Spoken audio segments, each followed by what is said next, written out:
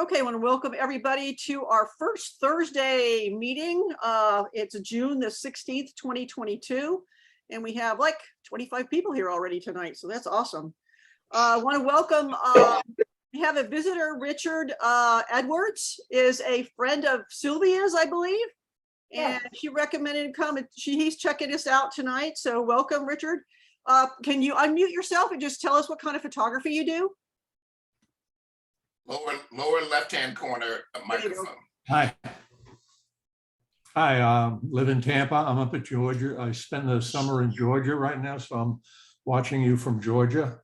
I like all kinds of photography, but especially environmental portraiture and street photography. Cool. Street photography, we lost our other street photographer, so welcome. Thank you. So, well, thanks for coming, and hopefully you'll learn something tonight. We have a lot to go through tonight. Anyway, and let's see, I think everybody else has been at meetings before, so want to say hi to everybody and welcome tonight. The first thing I'm going to do is some of y'all showed up. We had about 50 or 16 people show up for the flower field outing that we had on the 4th of June. And how many people did you say, Lynn? I think we had 50 to 16. Everybody's moving around so much, it was hard to count. I thought you said 50, 50. No, 15 or 16. I wasn't sure because we had people coming and going at different times, and it was hard to. Nobody was all together all at one time, so I couldn't really count everybody. So, and some people were hiding in the flowers, and But anyway, a bunch of some of you, but not all of you, sent me images to make a slideshow from. So I'm gonna share my screen and I'm gonna play that slideshow real quick. I forgot. Can you see it? Yes. Good.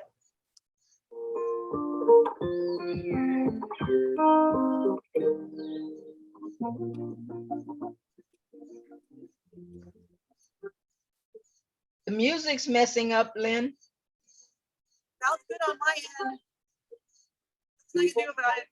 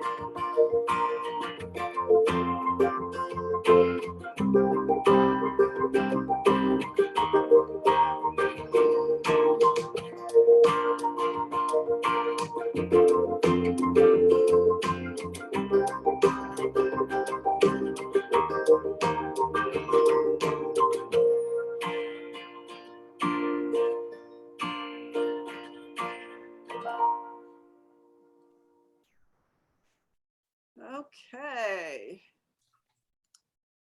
What do you think, guys? Looks pretty Very good. nice, Lynn. Very nice. Everybody Nice. did such a great Really job. nice. We had such a blast. And then some of us went and had, and you noticed at the end, we went and had tacos afterwards. We went to a taco truck in Sefner and the guy wasn't even open yet. And he was shocked to look outside his window and see that there was 10 of us out there at 10:15 in the morning. Oh, wow. They were good. They were some of the best tacos I've ever had. Really good. I don't have that many, but they were good. Yep, it was really good. So Taqueria de Canada de Leo, right? Right. Yeah. Yeah. On Parsons, just south of Kirby's Nursery, like a little place on the side of the road. A lot of us drove by. A lot of people drove by it because except for Karen was out there going, stop, stop. Thank God for Karen. Anyway, so we had a good time. It was, kind of an iffy day weather-wise, and what happened was we went there and it literally stopped raining at 8 o'clock. It was awesome, and it was perfect weather for shooting flowers, because you don't want a lot of sun when you're shooting flowers. And we had the water on the petals and stuff like that, so it was great. So I appreciate everybody coming out for that one. Couple of other things. I want to go ahead and share my screen again real quick. Let's see here. We see it. Yeah, let's know. I want to go on to something else here. Oops. This stuff in the way. All right, just a couple of things. Those of you who are relatively new, I just want to make sure you're aware of this. If you go to our website, which is mytbcc.com, which is right here. If you go up here to this little doodaddy up here, there's a little menu thing. On the second page is where there's a lot of good information. And number one, don't forget about clicking this donate button. We need extra money. We appreciate the fact that you've paid your membership, but we also have spent quite a bit of money on speakers. So we really would like, everybody as much as they can. If it's $5, if it's $100, whatever you want to donate, just click on here and it takes you to our PayPal account, and you can pay there using your PayPal account or with a credit card. So that would be great. The competition assignments are listed right here. And if you want to look at your results from the competition, they're in this under this link. The other thing I wanted to remind you guys about was our logo store, which is with Zazzle. If you want to go over there, you just click on that link, and we have a bunch of stuff in here that has the logo on it. I didn't know we had a face mask. Yep. Yeah, I can make all kinds of crazy things over here. So so that's just kind of keep reminding you guys about those things. Couple of things I want to go over. The assignments, obviously this month was minimalism. The assignment for next month is black and white portraits using window light only. August, the assignment is stormy weather. September is panorama. We want some panorama. We just don't want any old panorama. It needs to be something that's creative. And then October is ICM, or intentional camera movement. So all those blurry pictures that you got because you moved the camera, this is the time to have creative ones so you can put those into the competition or into our exam. Yeah. So that's what's coming up. Stormy weather in August, panoramas in September, and ICM, or intentional camera movement, in October. The education nights that are coming up, this coming next Thursday, Jim and Robert have put together a video, and then they'll also be talking about it somewhat after the video, doing portraits with window light. We spent about 2.5, 3 hours doing this last week, and Jim, I'm sure, has put together a great video from what we shot. And so they'll be there also to answer your questions and to interject anything during that. And obviously that gets you ready for the August, the July assignment. FYI, I will not be here next Friday. I'm leaving on Wednesday for the United Kingdom, and I won't be back until the 1st. So Jim will be sending out the invitation for Zoom, so we don't get into the situation that you guys did in January when I was in Death Valley, where he couldn't record. So I'm going to have him send out the invitation so that he can actually do the recording on his end. Lynn, you said by habit next Friday, it's next Thursday. Sorry, next Thursday. Well, and we'll get there eventually. So anyway, so for next Friday is portraits You using did it again, Lynn. next Thursday. Next Thursday is portraits with using window light. In July, we are going to have a panel discussion via Zoom. And I am probably going to send out my plan is to send out a questionnaire of some sort to everybody via our TBCC email group. And, as many responses as we can, because we want to talk about, well, what we'll do is we'll create an outline and we'll talk about the things you want to talk about. I'm sure Jim and Robert will have a few things they want to, push forward. But, we did this 2 or 3 years ago. We had an extra Friday in November, and we just went ahead and added. Normally, we don't have an education night in November because of Thanksgiving, but it fell early. And so we actually had an extra Friday back then. And so we had this panel discussion. It actually turned out to be one of our more interesting nights because we talked about so many different things. But what we do is set up an outline and then try to stick to that. And then obviously, if there's anything else that come up, we can add on to it. And then in August, instead of having a Zoom meeting, we will be having an in-person meeting on that particular Thursday. And we're going to be doing what we're calling Pier and Beer. We're going to meet over by at the St. Pete Pier and shoot, sunset and all that good stuff. And then either go get something to eat or get a beer or a glass of wine or whatever. So put that Thursday in August on your calendar for being away from home that night. September, our education night will be Jim. Once again, he's going to be talking to us about time lapse. That's become pretty popular out there, and it's not the easiest thing in the world to do. So he's going to kind of go over that for us and let us so we can maybe try that on our own. And then October, which will be our last education night for the year, I'm bringing in a young photographer by the name of Jennifer Renwick. I met her in Death Valley when I was there, and I've also listened to a couple of her conference talks out of Chicago Live, and she's going to be talking to us about shooting landscapes in Blue Hour. She also probably, I'm trying to get her to bring. She has the most beautiful mud crack pictures you'll ever see. Believe it or not, they're really cool, and hopefully she'll show us a few of those too as well. So that takes care of the rest of the year in terms of all the stuff that's going on. Our next outing is tentative at this point. We're trying to do something where we're not outside in July, and so what we're trying to do is put together a tour for James Museum. I've left them a couple of messages and they haven't called me back. So I'll keep trying until I leave. Hopefully I can get them before I leave for my trip. So we're planning it probably towards the end of July, maybe the 23rd or the 30th. We'll see if I can get the tour set up then. And then I'll send out more information once I've got that more solid information from them.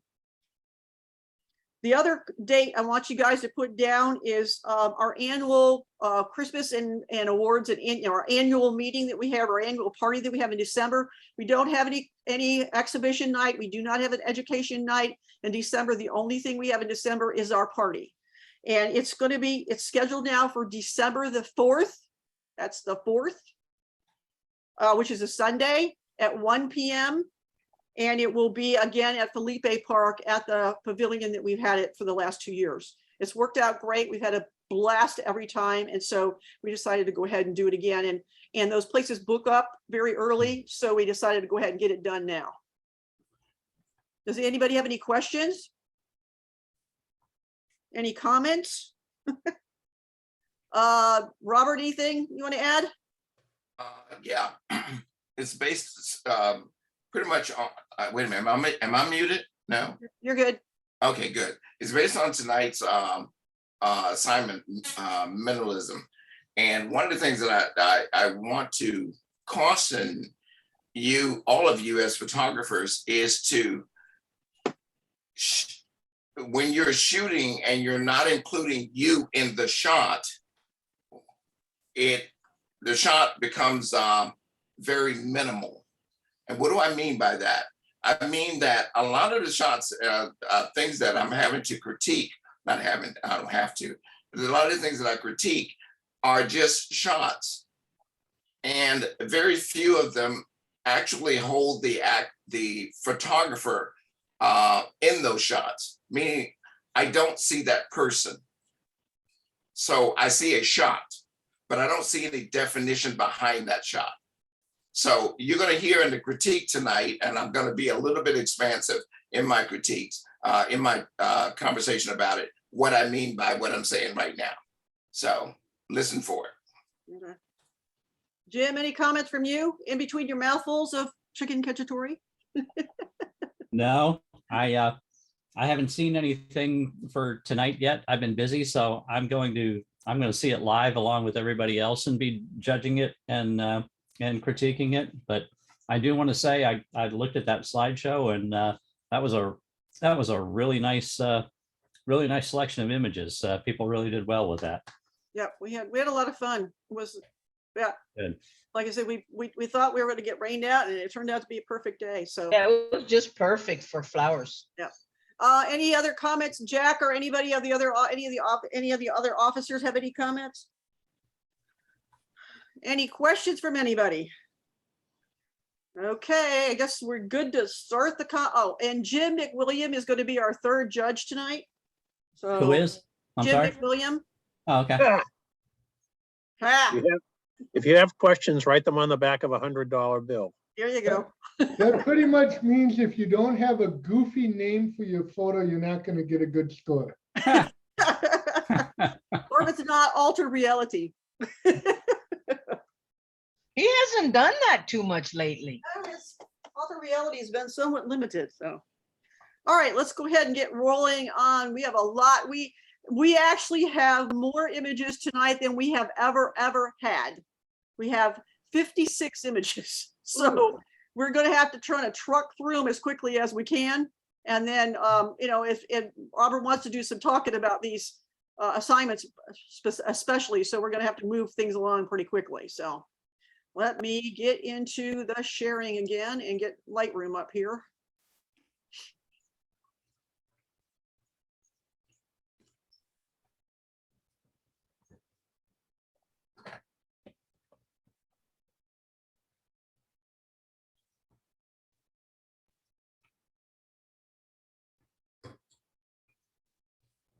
All right, can you guys see Lightroom?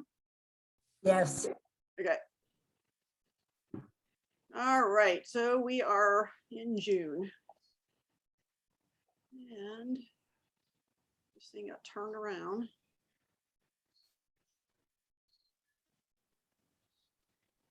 Why is it upside down? Okay. Okay. So, Jim, you're going to be sending me your scores privately, Jim. No, I have the score sheet up No, on my screen, and I Jim will Mc- enter them Jim- directly. Jim McWilliams is. Oh, okay. Hold on a second. Let me move things around here so I can see what I'm doing. Transfer stuff from, I got 3 screens going here at once, guys. All right. So the first one in assigned is, can I get someone to save my seat?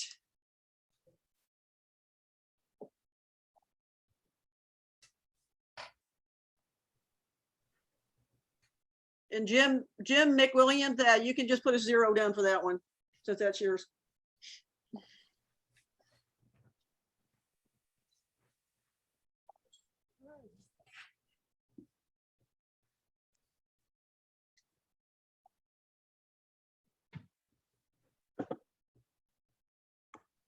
Okay, hold on, guys. I'm having a technical difficulties here. Okay, here we go. Score is 22. It's an honorable mention for Jim McWilliam. Next one is a loft tilted.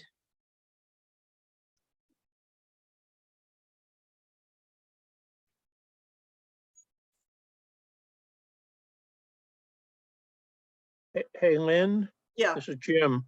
I'm getting an error message saying that you're not in the meeting. Oh, great. I'm in the meeting. Okay, well, it's, If there's another, hold on a second, guys. I'll send it again. Yeah, I'm not getting anything. I've got my chat open. Everything says- looks fine to me. It says Lynn Wazicki is not in the meeting. See if there's another, if there's another one for me. There might be two. Okay. No, see, it shows you as the host. Maybe he can send it to Jim. No, I got it. It just came through. Okay. Yeah, okay.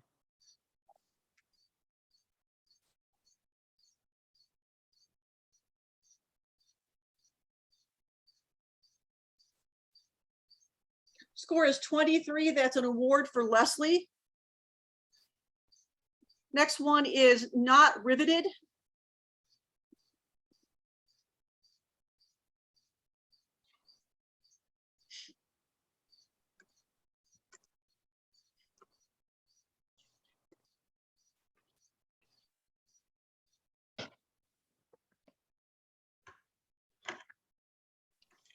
Score is 23. That's an award for Leslie. Next one is Sailing.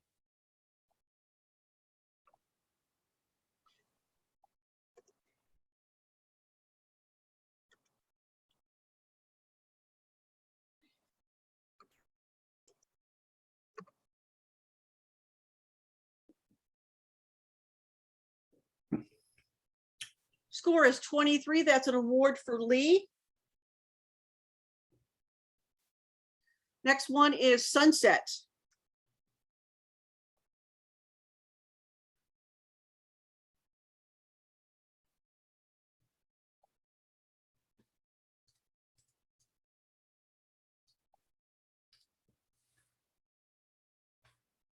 Score is 23. That's an award for Lee Win. Next one is Neighborhood Hangout.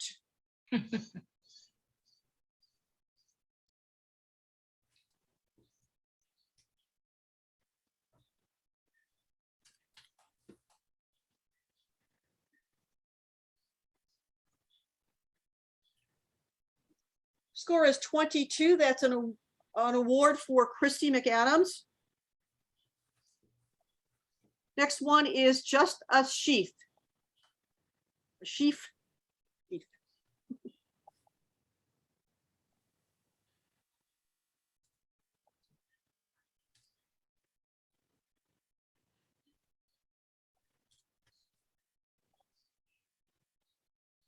Score is 23. That's an award for Diana. Next one is Anhinga.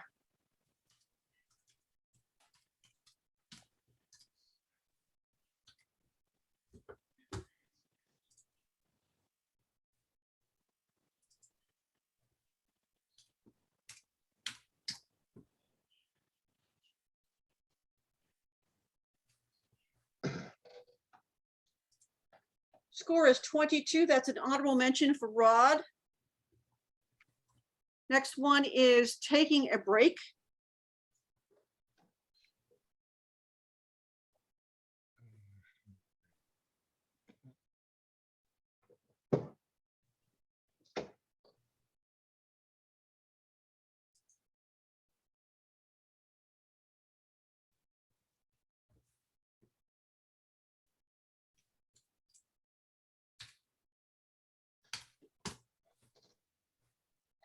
Score is 22. That's an honorable mention for Rod. Next one is A Tree and Sheep.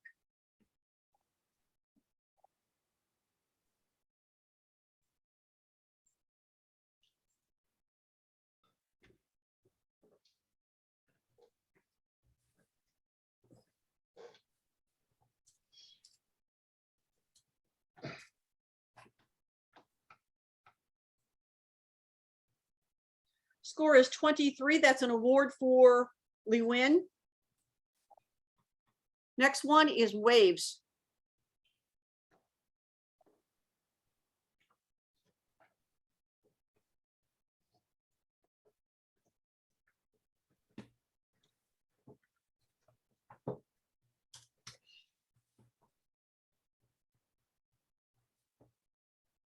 Score is 23. That's an award for myself. Next one is Just Glowing.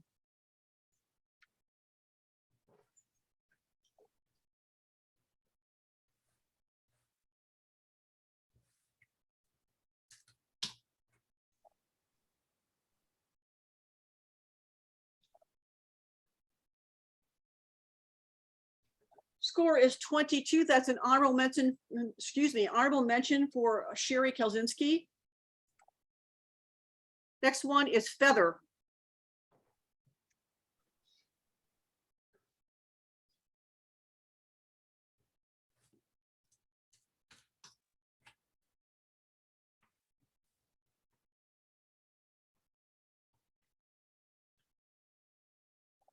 Score is 23. That's an award for Helga. Next one is Shining Brightly.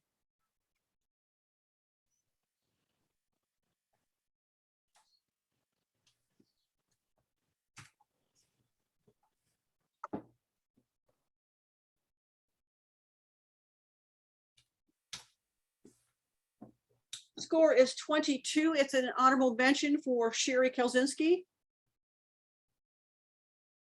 Next one is Serenity.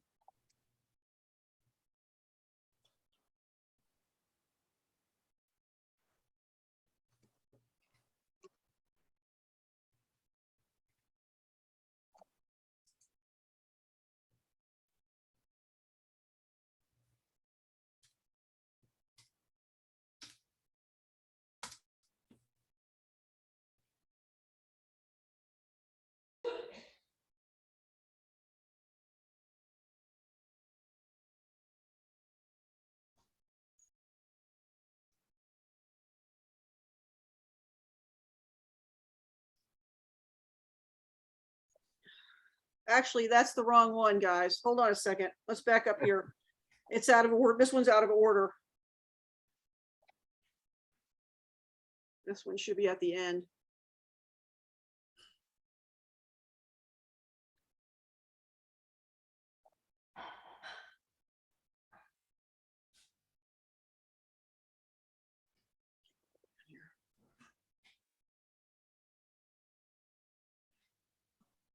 I found it at the end and already scored it at the end. Okay.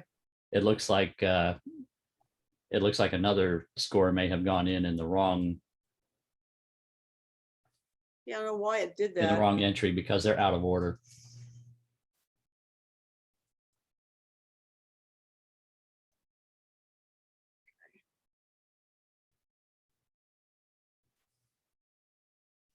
All right. Go back here. So this one is number 15. This is okay, this one's number 15. This is Chimes.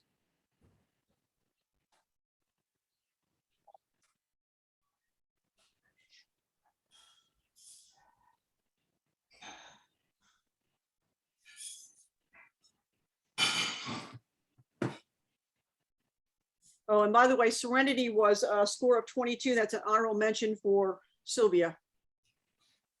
I think I heard those chimes.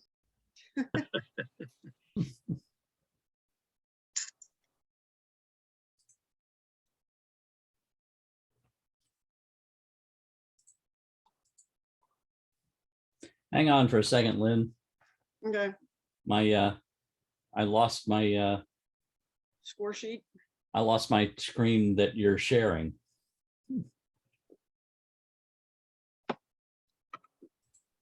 All right, I got it back. Okay.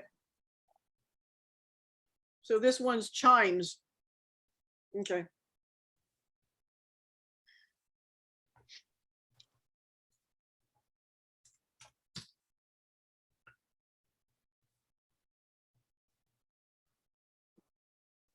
All right, that's not right. Score is 22. It's an honorable mention for Karen. Next one is The Lamp.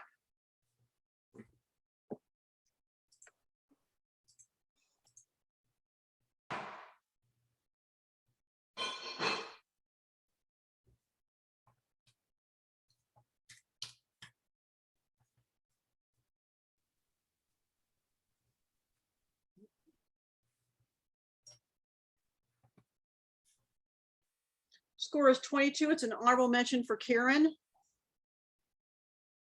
Next one is sparse living.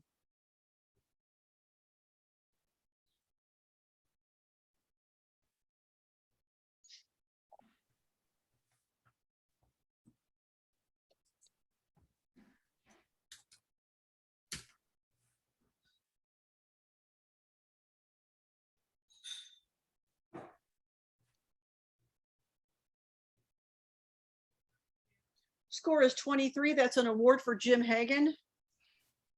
Next one is Up.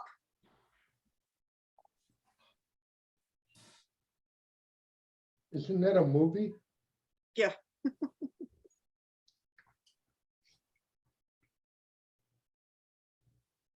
Is that a watermelon?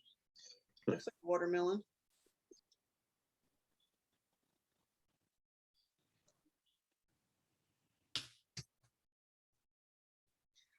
Score is 22. That's an honorable mention for myself. Next one is Sunglasses in the Sand. Oh. Cool idea.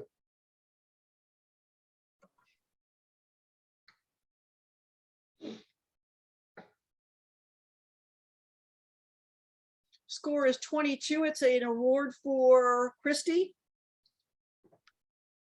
Next one is Weather Station.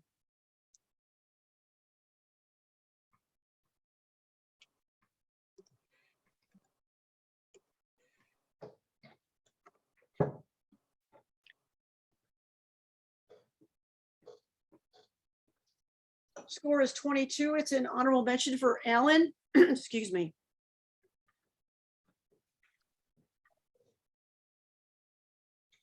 Next one is Lunar Eclipse.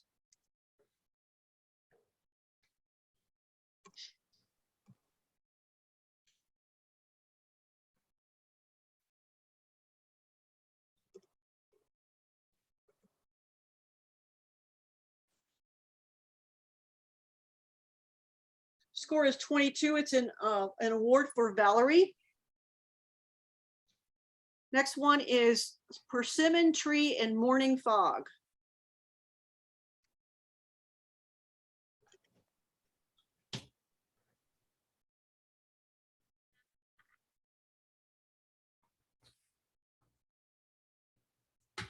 Score is 22. That's an award for Kathy.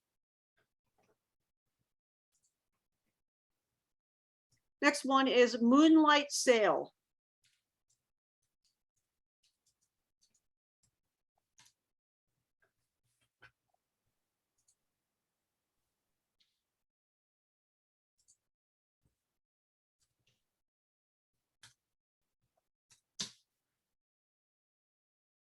Score is 23. That's an award for Lee. Next one is Paradise.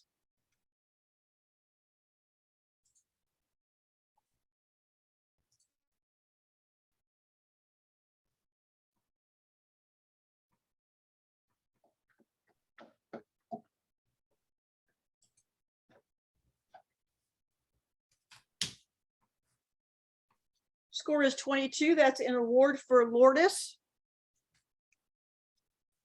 Next one is Running with Dad.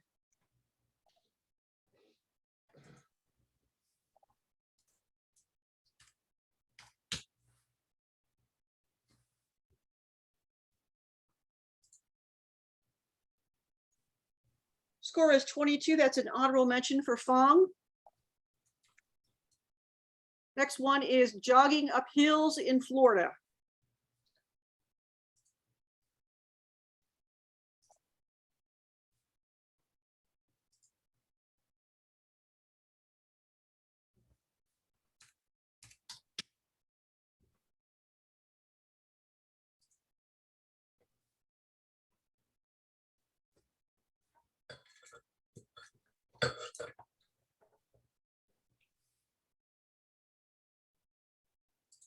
Score is 22. It's an honorable mention for Jim McWilliam. Next one is Trumpet Flowers.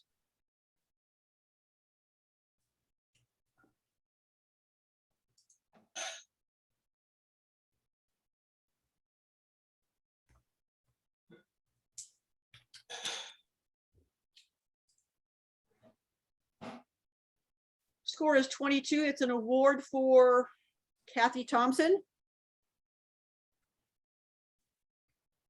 This one is Danger.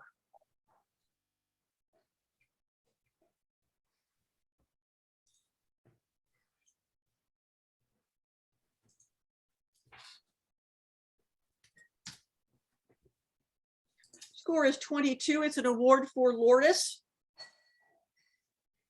Next one is Memorial Day Swimming Pool.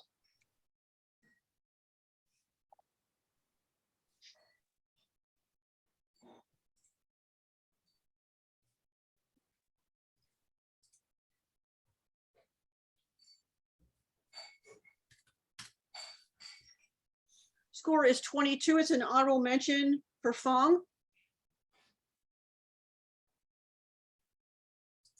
Next one is Sea of Green.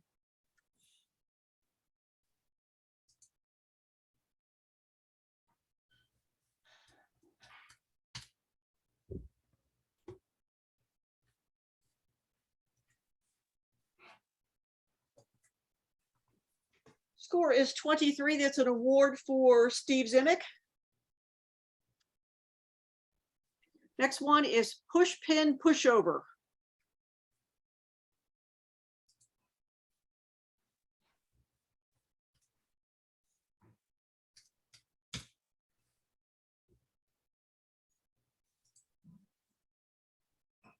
Score is 22. It's an honorable mention for Jan.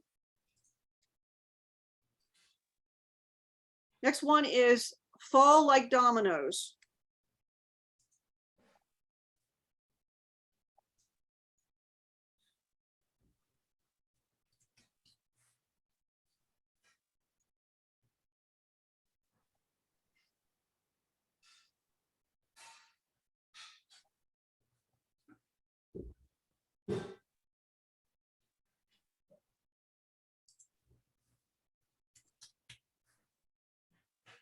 Score is 22. It's an honorable mention for Jan.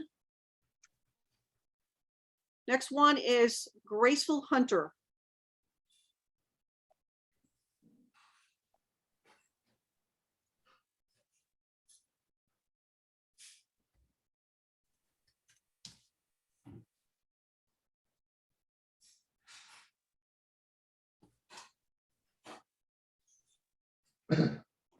Score is 22. It's an honorable mention for Jack.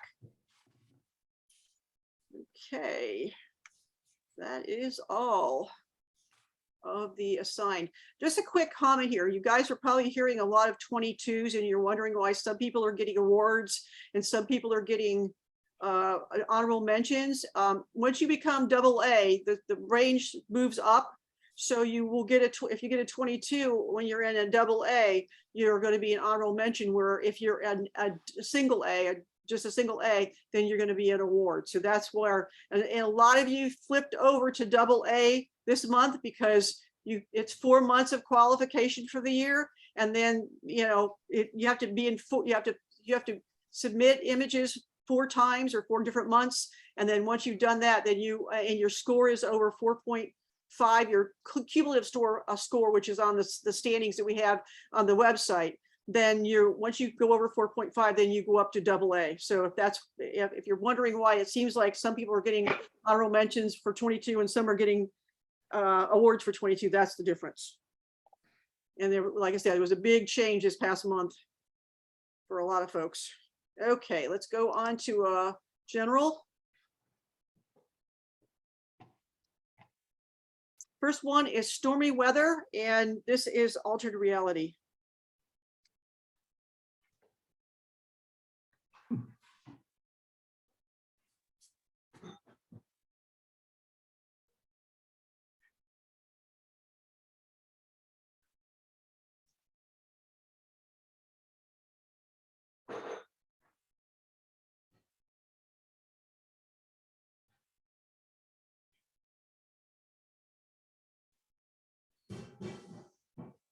Score is 22. It's an honorable mention for Jim Hagan. Next one is Deadly. Deadly, I don't know how to say that. It's Namibia.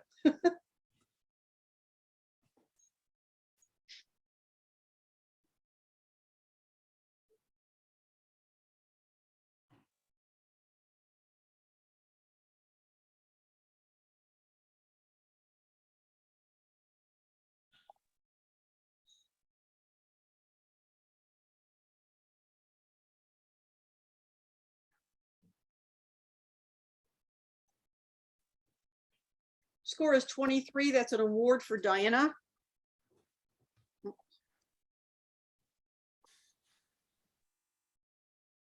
Next one is Old School Blacksmith.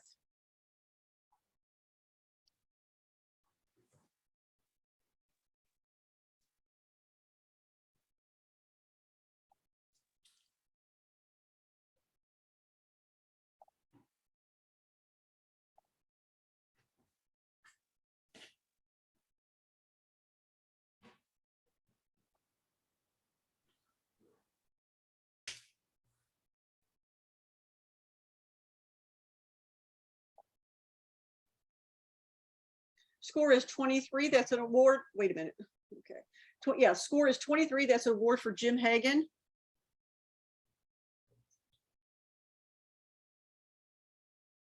Next one is Hard Balancing Breakfast.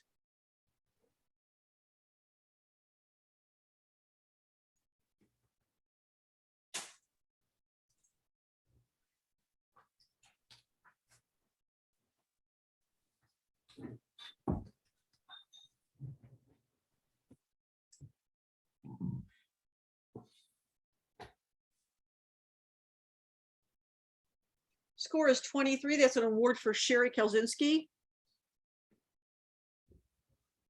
Next one is Early Morning Flight.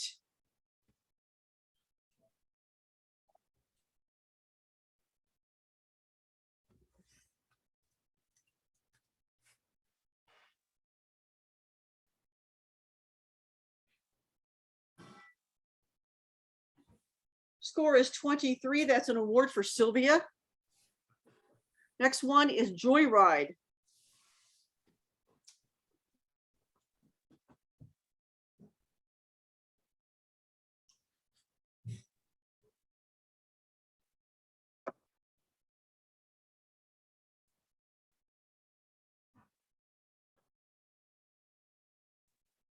Score is 24. That's an award for Sylvia. Next one is Curls.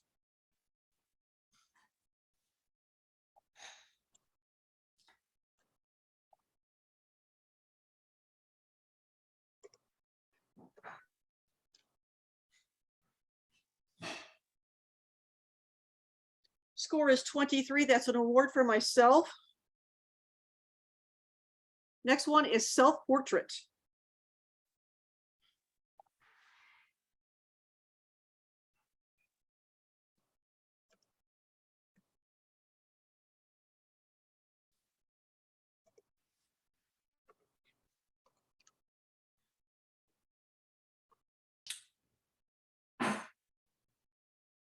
Score is 23. That's an award for Karen.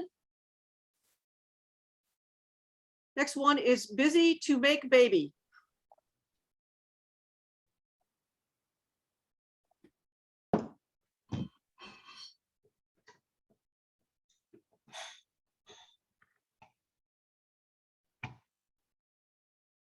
Nothing's private.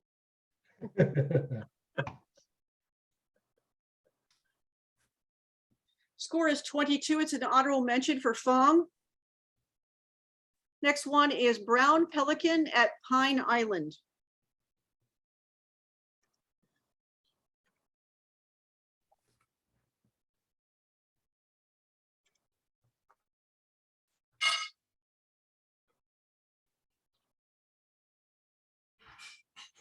Score is 22. It's an award for Kathy Thompson. Next one is Sunset Splash.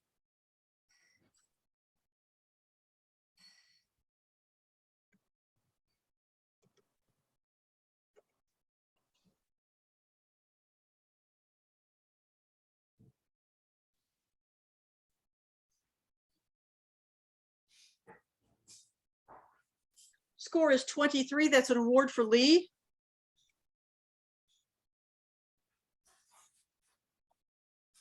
Next one is Summit Lake.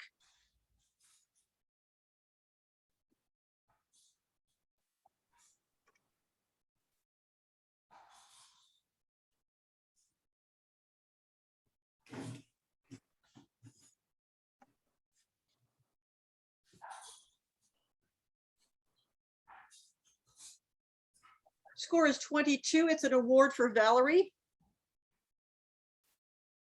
Next one is Dorothy Coloring the World.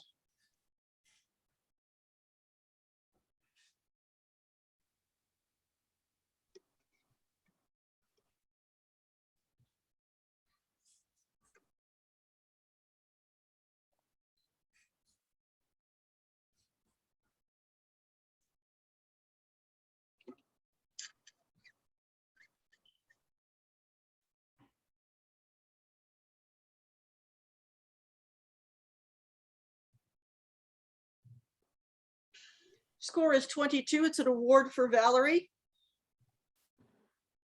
Next is Dragonfly number 106.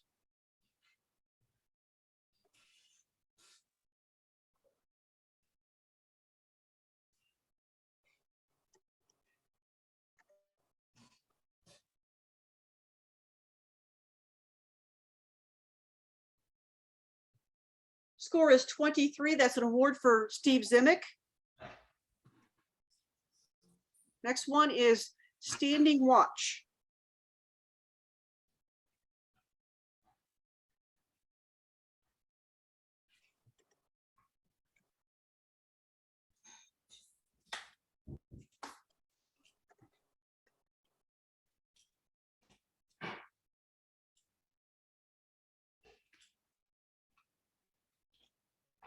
Score is 24. That's an award for Rod.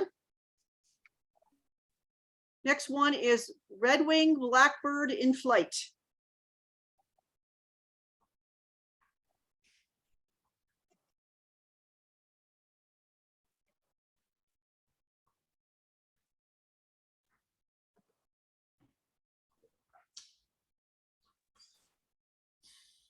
Score is 23. That's an award for Steve Zimick.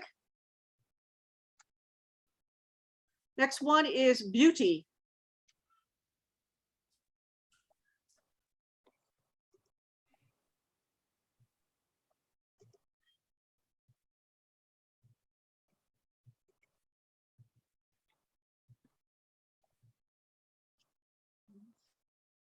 Score is 23. That's an award for Lee Win. Next one is Crown of New Growth.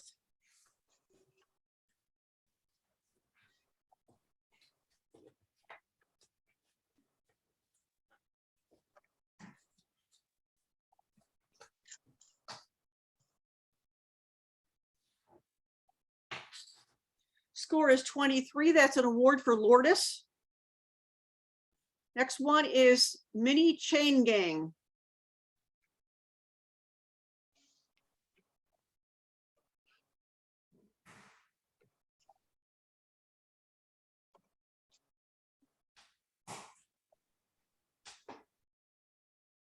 Score is 23. That's an award for Jan.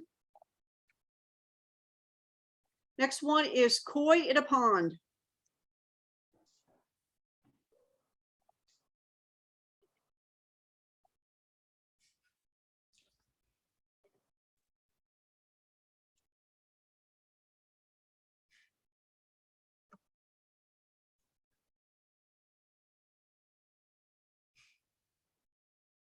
Score is 23. That's an award for Jack. Next one is So Many Flowers, So Little Time.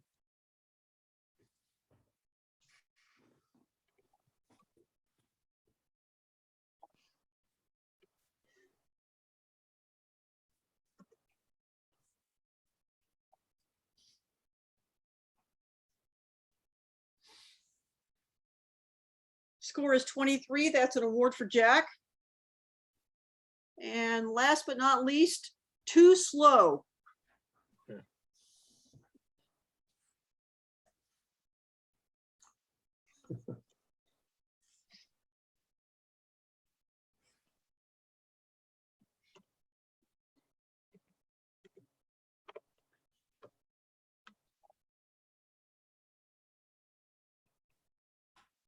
Score is 24. That's an award for Leslie.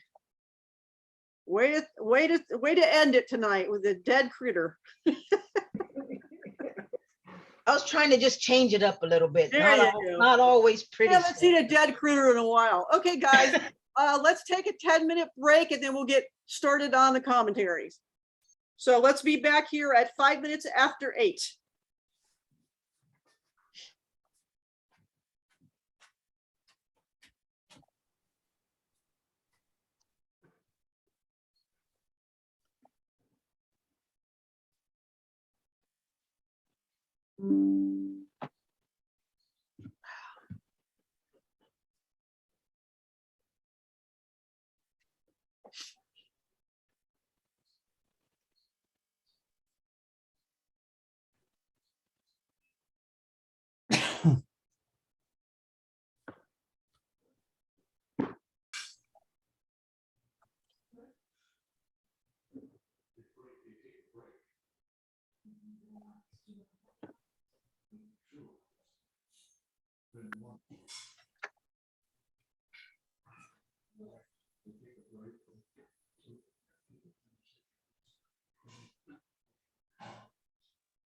And one of the members worked on each picture.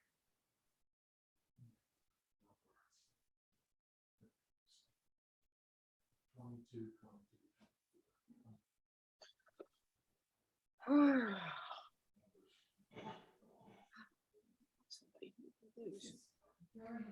And then I think after that, we will go back through them and throw them in the top of each picture.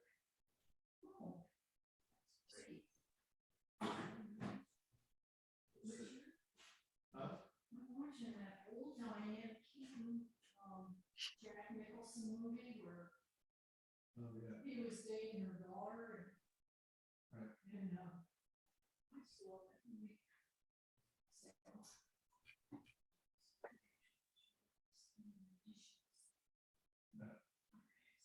Not so bad from that doing probably presentation.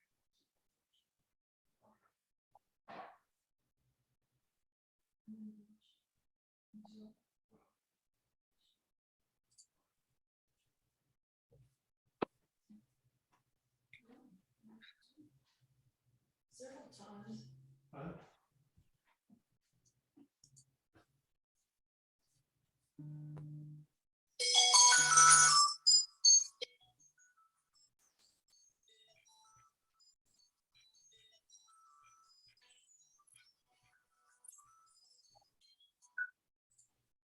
Hey, Bill.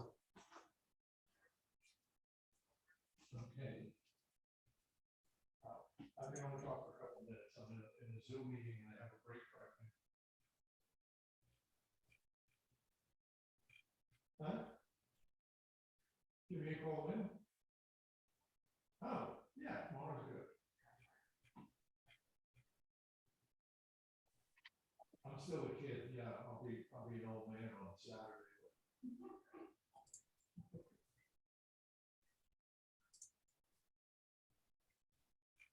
Okay, bye-bye.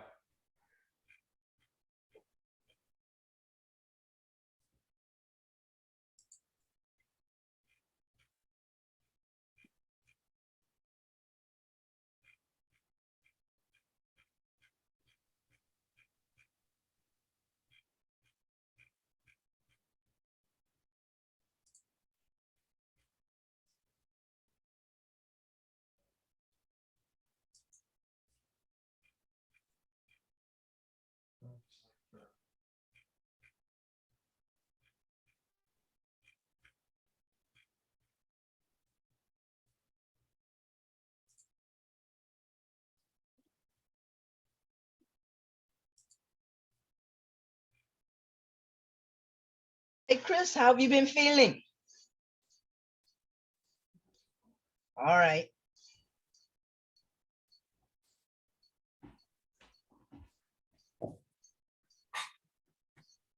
Leslie, it seems like you have a different view every time that I see you. You move around in your house so much with your Nope. computer? I'm just sitting in front of my window here, same place all the time.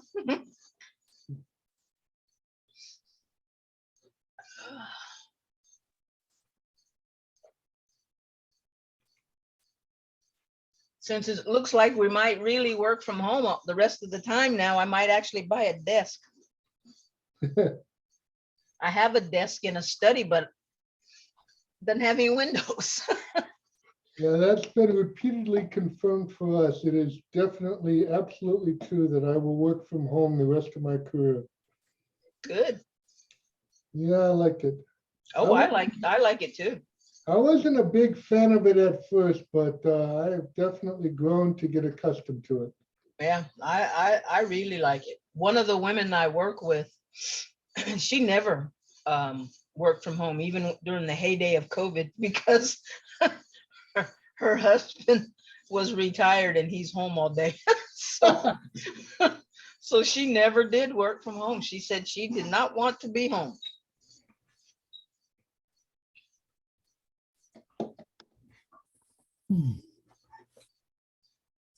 Well, I live by myself, so it's pretty, if I'm not happy living with myself, that's a problem I can't solve.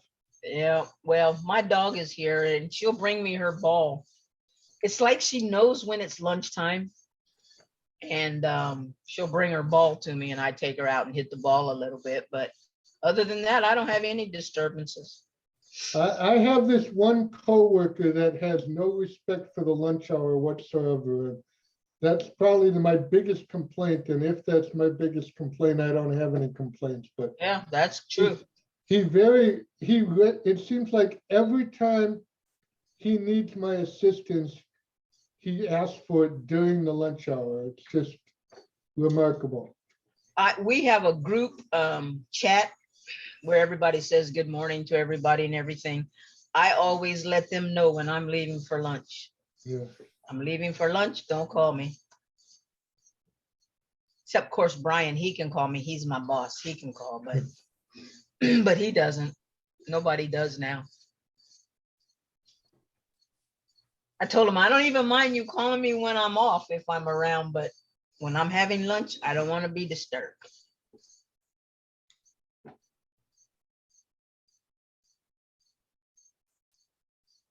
You guys watch any of the B&H Optic this week? B&H Optic.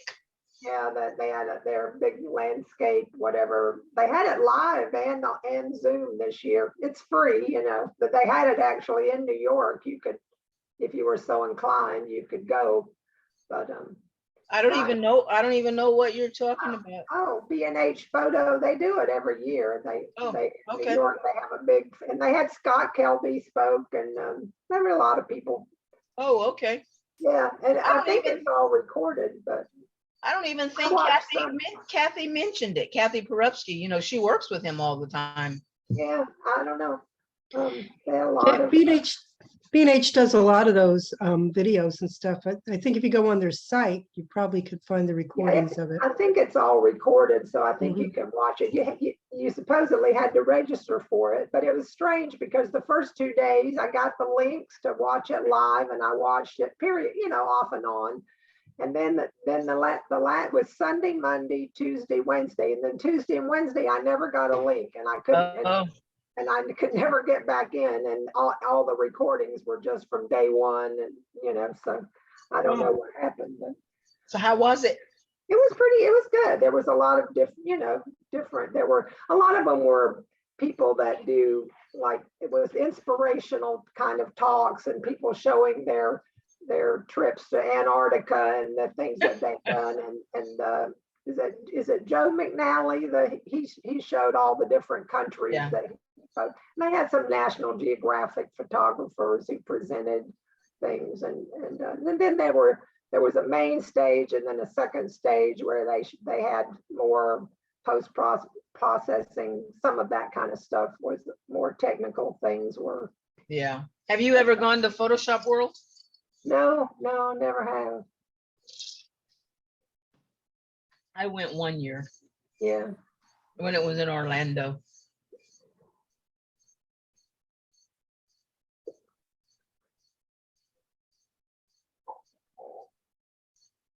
Hi, Victoria. I see you're connecting to your audio. Yeah, Kelby's probably not going to be doing those anymore because it costs them a fortune to do that. Yeah, And, they're doing, multiple conferences a year online now, so. online. Oh, yeah, yeah. Yeah, I think they all flew out there to, to do that. And Hey, but it's cheaper to have, for Kelby to go to somebody else and have everybody come to Kelby. yeah. I mean, there's, I love. they used to do 2 a year. I don't know how the heck they paid for all that. Yeah. I mean, because they put on a huge show. I mean, it's crazy. Yeah. To do 2 of them a year. It cost a lot to go though, and there were a lot of people when I went. A lot of people. Yeah. Oh yeah. Well, I mean, the issue is it's just like out of Chicago. They did everything live before too, but they could get 3 times or 4 times more people Sure. to attend than if they go and do it in person, because you can afford most people can afford $300. A lot of people can't afford that, $1,000 to fly and stay and then pay for the conference as well. So big difference. Okay, let's get started. Robert, we got Robert and Jim back, and Jim McWilliams, I'm not sure if we didn't want to tire him out. So he said he would judge. He may chime in if he feels so inclined, but let's go ahead and get back into Lightroom.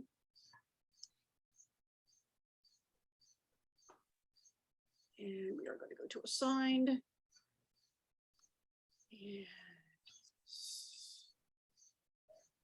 so here we go.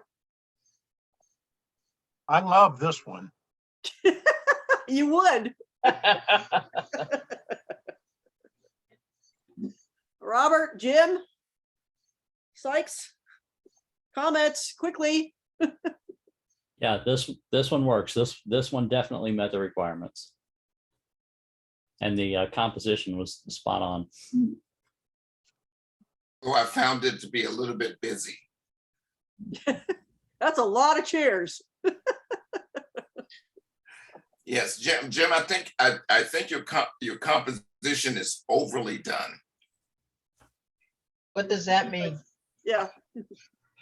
What does that mean, Robert? Not to say that we have to go in and show the cropping, but I have chair upon chair upon chair upon chair upon chair upon chair.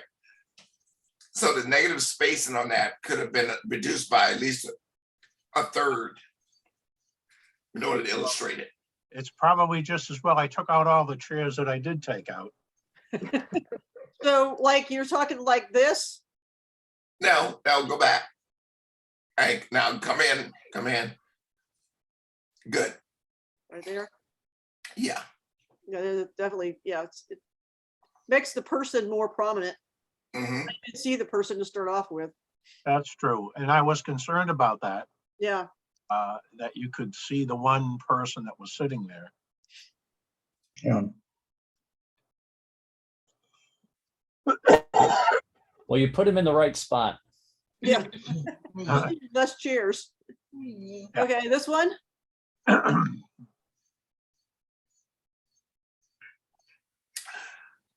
Although the action is very interesting, and for me the minimalism portion of it is not as prominent, meaning that I'm taking your negative space and pushing it against your positive, and then the negative is not giving me any information in relationship to the positive. And what I'm saying is that I have someone on a stepping on the step, whatever they're stepping on. Cell tower. A cell tower. And it becomes more of a normal picture. If you were to expand that out and give that something to play against, all right, the person on the cell tower and against, let's say, a lot of turbulent weather on the left-hand side, expand it, then we're playing the negative against the positive. So she just needed sky. Yeah, I would, if this picture were simply presented to me, I would never consider it a minimalist picture. If I were just shown this picture, I would never consider it. It would never even enter my mind that this was minimalist style. I wondered about it, but I was trying not to do what I knew everybody else would do. But I did wonder about that. So I hear you. here you're a bit more successful in your quest. Although being nitpicky, I think your angle could have been a little higher. Why do I say that?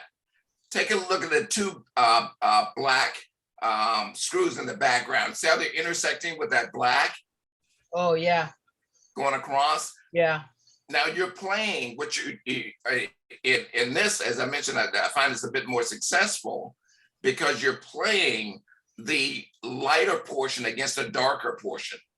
You're giving me that light dark against dark dark, and these two are playing against each other, which is you've reduced it down to the elements, the simple elements of a screw, which is repeated by the rivets that are behind it.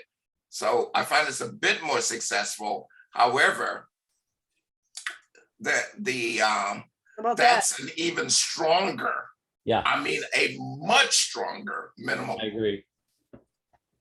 minimalist shot.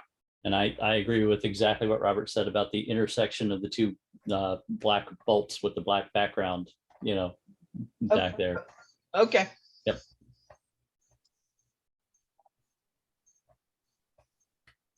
This one's Lee's. And that one nailed it. If that picture just popped up and I saw it, I'd say, yep, that's minimalism. I thought this was fantastic too, but when I saw it, I said, if this was in general, everybody'd be complaining too much water, too much sky. Not everybody. I wouldn't, because I would have recognized this in general as being minimalist, and I would have scored it as a minimalist genre of photograph, even had it popped up in general. If this popped up in general, I would have immediately said this is minimalism and scored it as an example of minimalism.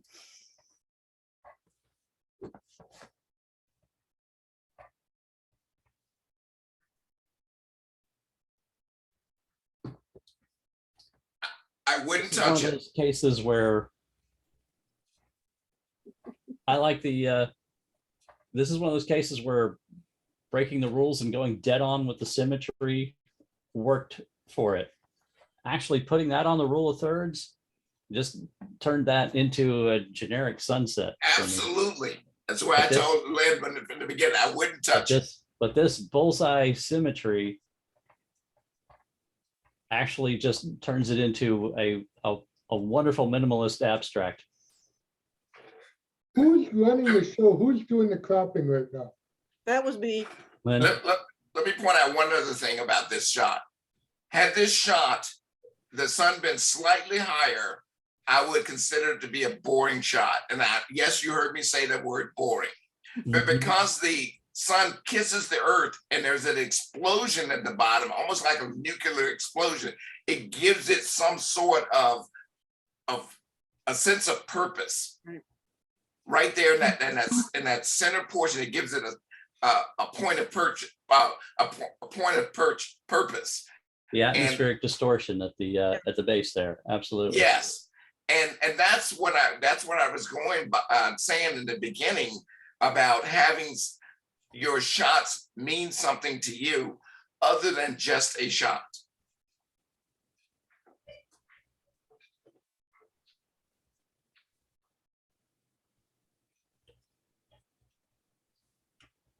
I didn't get it as minimalist. It's borderline. For me, Man, it's borderline. if you could have taken all those birds and just had them fly away on the other side and left me one or two on this side, Yeah. I would be most happy. One bird on that would have been perfect. Yeah. Yes. Quite too many birds.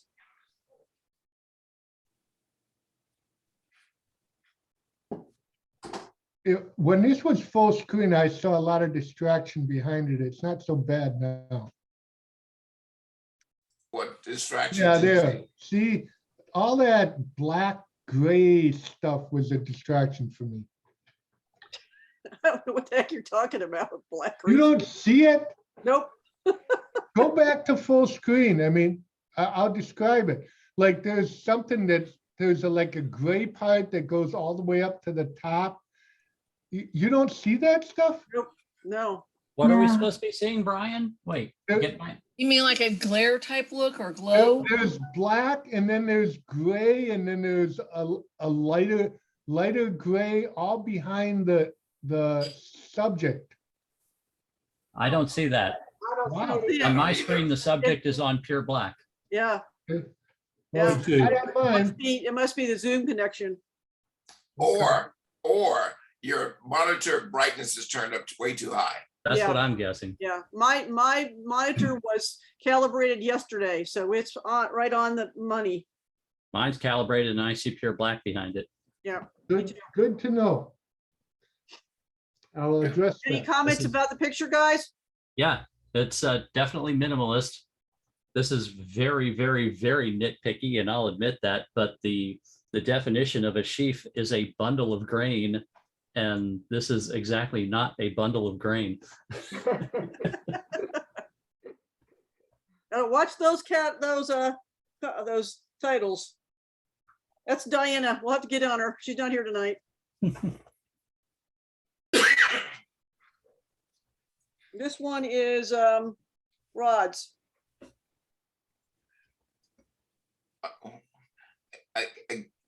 I'm gonna have repeat this song. The relationship between the subject and its surrounding is what's missing for me. There's no tension in the negative space. There's a beautiful shot of this bird, a gorgeous shot of it, but for me, the negative and the positive are very much symmetrical, and there's no tension between it. So what would you suggest to fix it? There is no fixing. It's not there in this shot for me. The reflection wasn't, if he had left the reflection off, would it have met more the minimalist criteria or no for you? No, it probably meets the minimum criteria 100%. But what I'm getting at is that the image itself is a beautiful image of a bird. There is nothing that's pulling me in or away from that bird to tell me that there's something else that this bird is fighting against. I want you to go back to actually, you'll see it when we go ahead. We go forward instead of going back. To kind of expand on what Robert is saying, it definitely meets the criteria of being minimalism in this case, but it has stepped kind of out of the bounds of photography and become almost a graphic art image. I see. As opposed to a photograph. Well, this is Rod. What would make it better? Something in the background then, something other than the white background? Rod, let me stop you there. It's not a better. The shot is a gorgeous shot. It's a matter of meeting a particular thing about minimalism. Okay, Minimalism is different to different people. But for me, there needs to be something that the subject is fighting with in its negative, in the negative space that's calling for the attention of both spaces. Your negative space is white. Yeah, the negative space in this case has just become a blank canvas. That's it. That's all And it it's is. not, the bird is not within an environment, so to speak. It's now a graphic element on a white canvas. So what if so obviously where his tail is touching the water is the point of where the water is. So if there was a line going all the way across saying this is the edge of the water, would that be better? Again, I'm not looking at the term better. Well, I'm just saying in order to make it more of what you're looking for, you say you need tension, but because it's too white. And that's not because it's too white, it's because there's nothing it's fighting against. But I don't understand balance what you're saying. What do you mean fighting against? We'll see it in some of the other examples going forward. Okay. I was extremely distracted by the title on this. I couldn't figure out what the heck that was all about. Who's taking a break? Both the owner of the boat and the boat. Anchor, they're taking a break. I really thought it was a a compelling photograph, but I just like, is there somebody laying in there? Or, you know, that No. was, It's like there's a sail in there.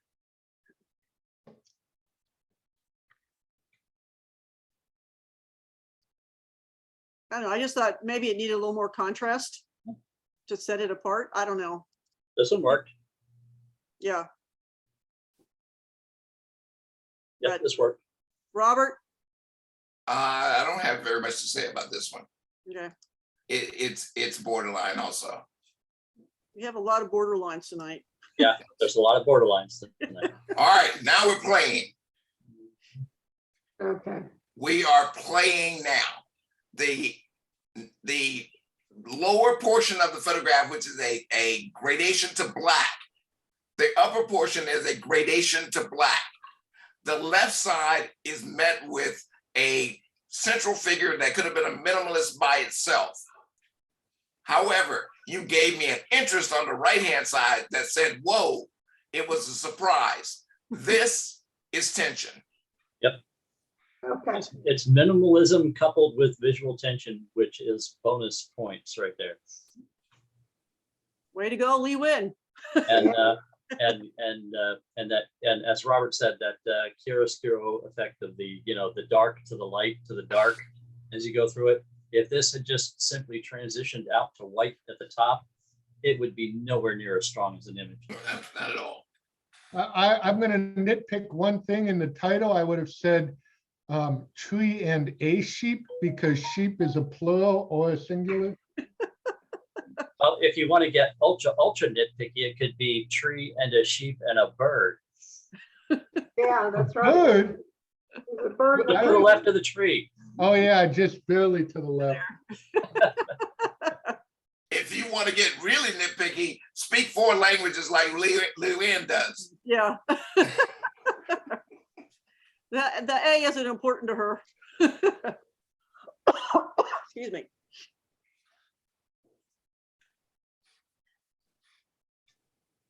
I had one small issue with this compositionally, and it was just that textured piece right at the bottom center. Absolutely. There, my Thank eye you so keeps going much. down to that. If that had been cropped out, Thank you so much. perfect, right there. Yes, Thank you so that's much. it. Thank you. Okay. All right. Well, I kind of went back and forth with that. I wasn't sure. I kind of liked it there, kind of give it an anchor at the bottom, but I guess it was too much of an anchor. So. Everything Okay, else Lynn, is so Lynn. everything else is so smooth, and then there's that one piece of texture on the edge of the frame. All right, let go full screen with this. Now, why did you couple this and put it in and say it was minimalist? Tell me your thought behind this. Minimalist because there's so. I mean, I think one of the things that makes things minimalist is if you eliminate a lot of the color and a lot of, I think it's just, I don't know. To me, it felt like minimalism. Yes. Color, yeah, minimizing color, minimizing texture, minimizing contrast, all that is valid in minimalism. Okay, you've just gone full screen on this, right? Yep. And in this, you have row upon row upon row of nothing. There's nothing distracting me in this image except the row upon the row upon the row. Got it? Okay, you got it? Come out of full screen. Reset it back to where it was. Now we got a problem. Yeah. Yeah, I see it now. Thinking, look, yeah, it's sort of bloop right there in the middle, blap in the middle. Yes, that's what I'm saying about tension. Okay. Well, I thought it maybe gave tension. You don't want tension. When do you want tension and when do you not want tension? Well, this right here is not, there's not enough of that bold in the front in Okay. order to create the tension. The Okay. tension happens with the different lines and the peaks. The peaks and the line. Peaks, line, valley, peak, line, valley. Yeah. Right on the edge of the frame like that is just pulls you away from everything else. Okay. Forgive me for shouting, but I am very, very excited about this. I really like this photo except for the upper left-hand corner. that dark spot. Yeah, Mhm. Although, this is Sherry Kelzinski's, if she had, I would think if she darkened this corner, then it would, kind of, almost, it looks like she did do a vignette. It But- could have been darkening it would have, simulated a vignette effect by having all four corners dark. But, as right now there's 3 corners out of 4 are dark. How about that? Better? I think it's a little bit too much. I think it would make it more, I can't, have more light in the middle and not so much, just have a smaller vignette. Yeah, Okay. either light in the upper left corner or dark in the upper right corner, to match. It doesn't need to be as heavy-handed a vignette as that. But Just darken this a little bit. but yeah, we understand you're giving us the general idea. Yeah. Sherry, any questions? Oh, thank you. Sherry, go back. I'm sorry. Sherry, what did you get from that?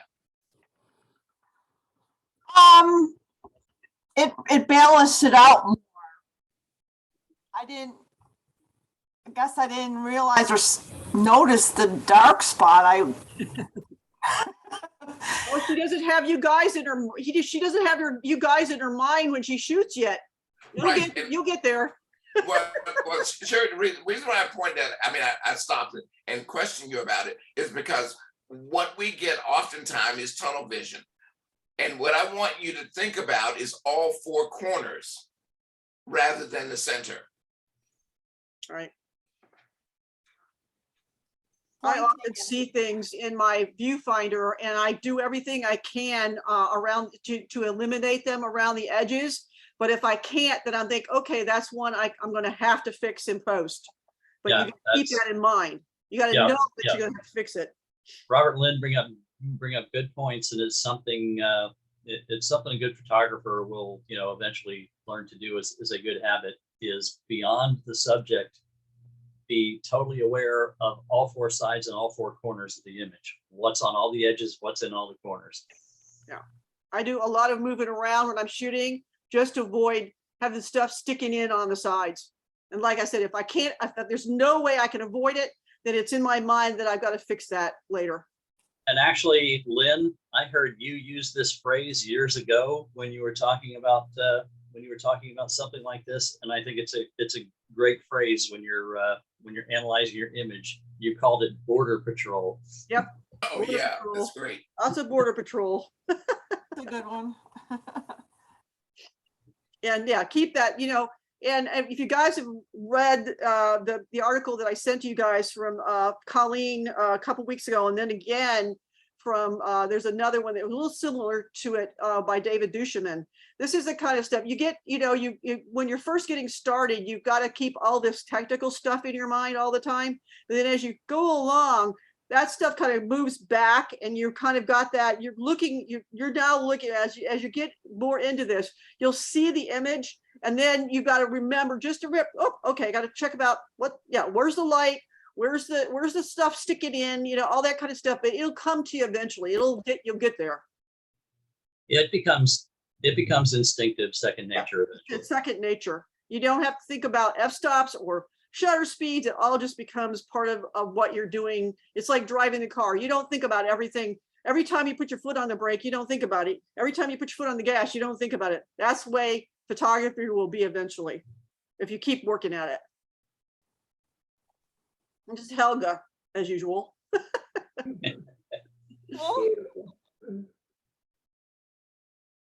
Speak, guys, come on. We got a lot to get through. Yeah, great visual impact, simplicity, symmetry.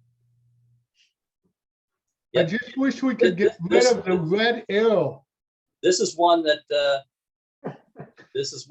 works like that. This is one that I could also see. This could work with that in the lower right third, lower left third. There's and any one of those variations of placing that thing is could be just as good as where it is. this could work. This could work in so many compositions. Yeah. Yeah. And I Yeah. really And not wish that, you not had that done any this one is more composition. right than any other. This is one of those that you could do variations. You could tint this in different color tints and move it into different rule of thirds positions and sell it as a whole series. Yeah. And Go it for it, has a Helga. good title because it answers the question, what the heck is that? Which I would have asked if I didn't have the title. You can tell it was a feather. No, I could not.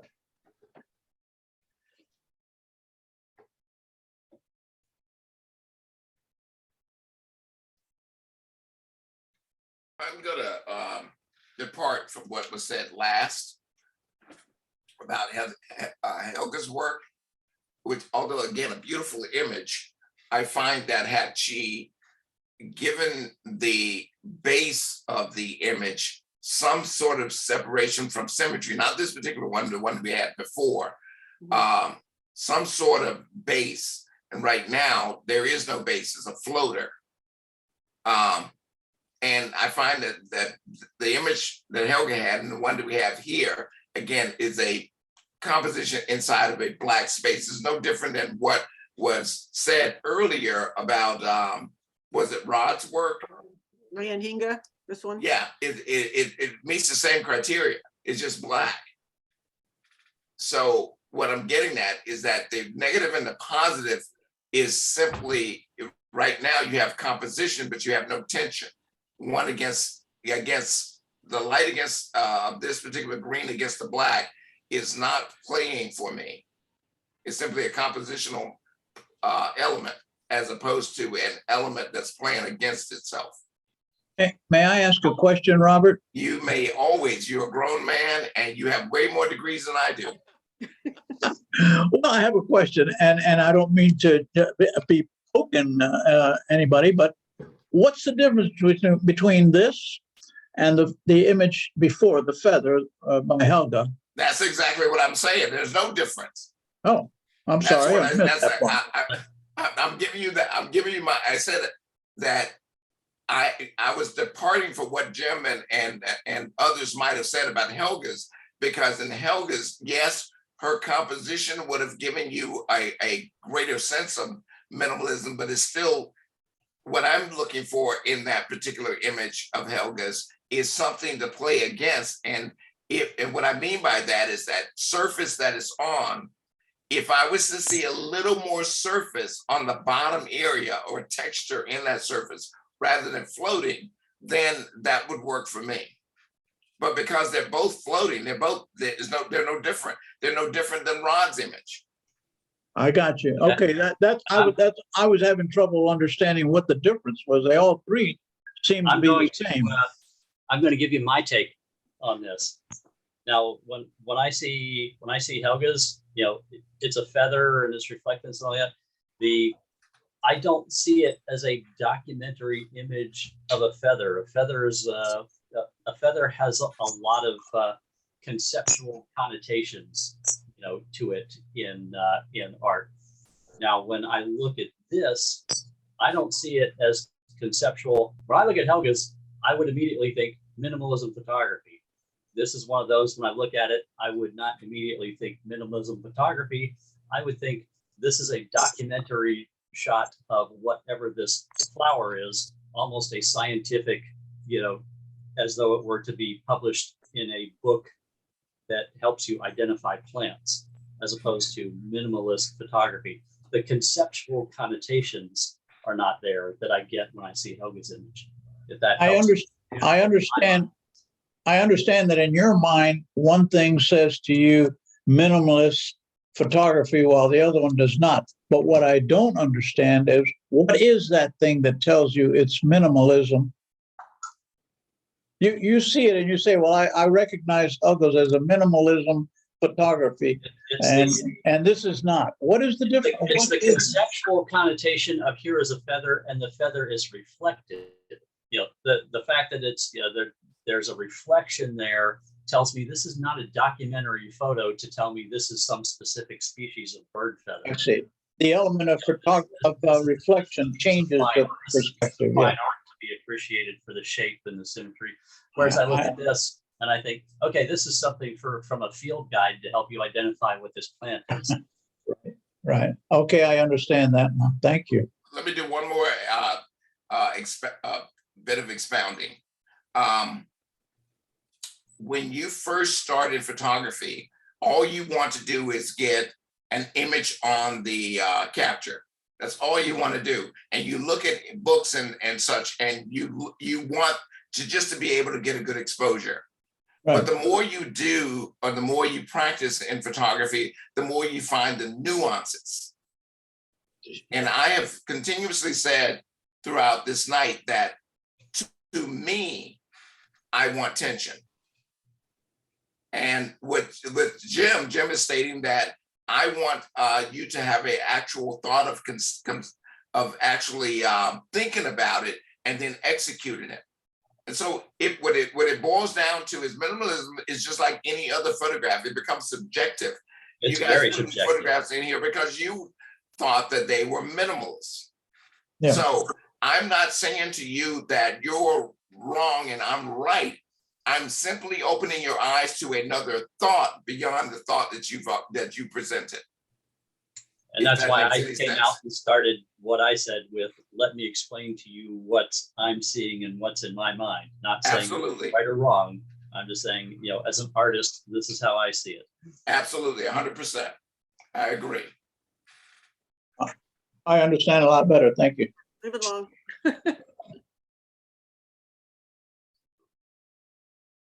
Although beautiful shot, I really do think this is a composed really, really well and nicely. And you have the movement beyond the static. I find that it goes in line with what we saw earlier with a rod shot. And I would take this just a slight notch above that, but yeah.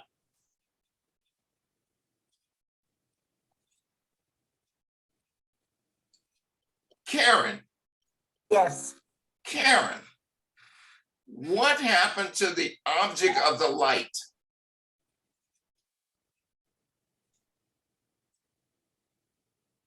What do you mean the object of the light? I don't understand the question myself. Thanks, Lynn. Okay. You have a light coming from this lamp.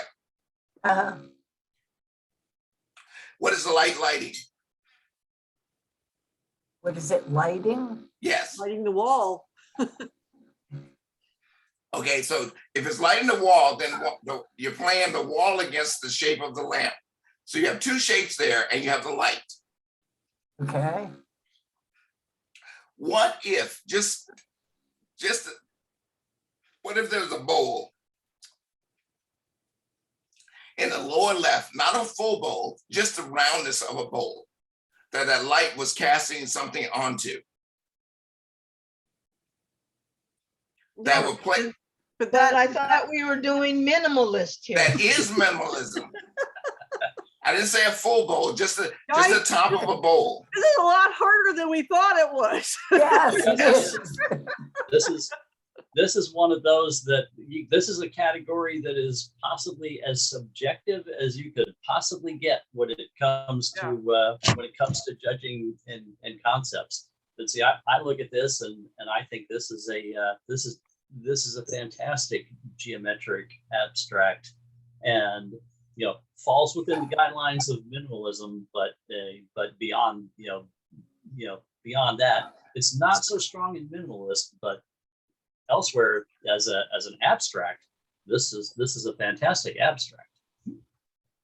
Would something like that help? Right. No, Again, I like the original better. Okay. I'm not defending. I'm just making sure that everyone has a complete understanding. What I'm seeing tonight are beautiful freaking images. I mean, beautiful. I'm simply working to elevate the thought process. Robert, Well, it sounds like the things you're talking about sort of pull more into a story. All minimalists photographs have stories. You're about to see one with Jim Hagan, if he's around. Is he still around, or did he take a break because he thought he was ugly? But I think he's cute. I'm still here. Thank you very much. Oh, one eye. Oh, one eye. Convert this image over to a strong black and white, and you and I can talk. Ah. Lots of contrast in this. Enzo Adams. Yep. I see what you're saying, Robert, but I like the original myself. You may like the original, but I've eliminated the things that are a problem. That grass is just, it's spotty at best.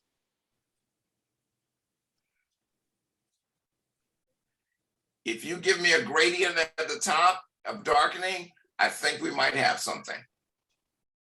I'm not trying to recreate your image. I'm just saying to you, that's plenty. Is that it boils down to this little piece of something in the middle of somewhere with these lines intersecting. I just think with the red roof, it stands out more, and it's more, the thing that's minimalist about it stands out more in the color vision. You mean that the red against the red roof? You see the thing that's minimalist. The photograph is about that shed, and that shed stands out more in the color version than it does in the black and white. Okay, I hear what you're saying. I also know that this image is not complete. I also would like for you to lower the value of it, exposure value, just a little bit.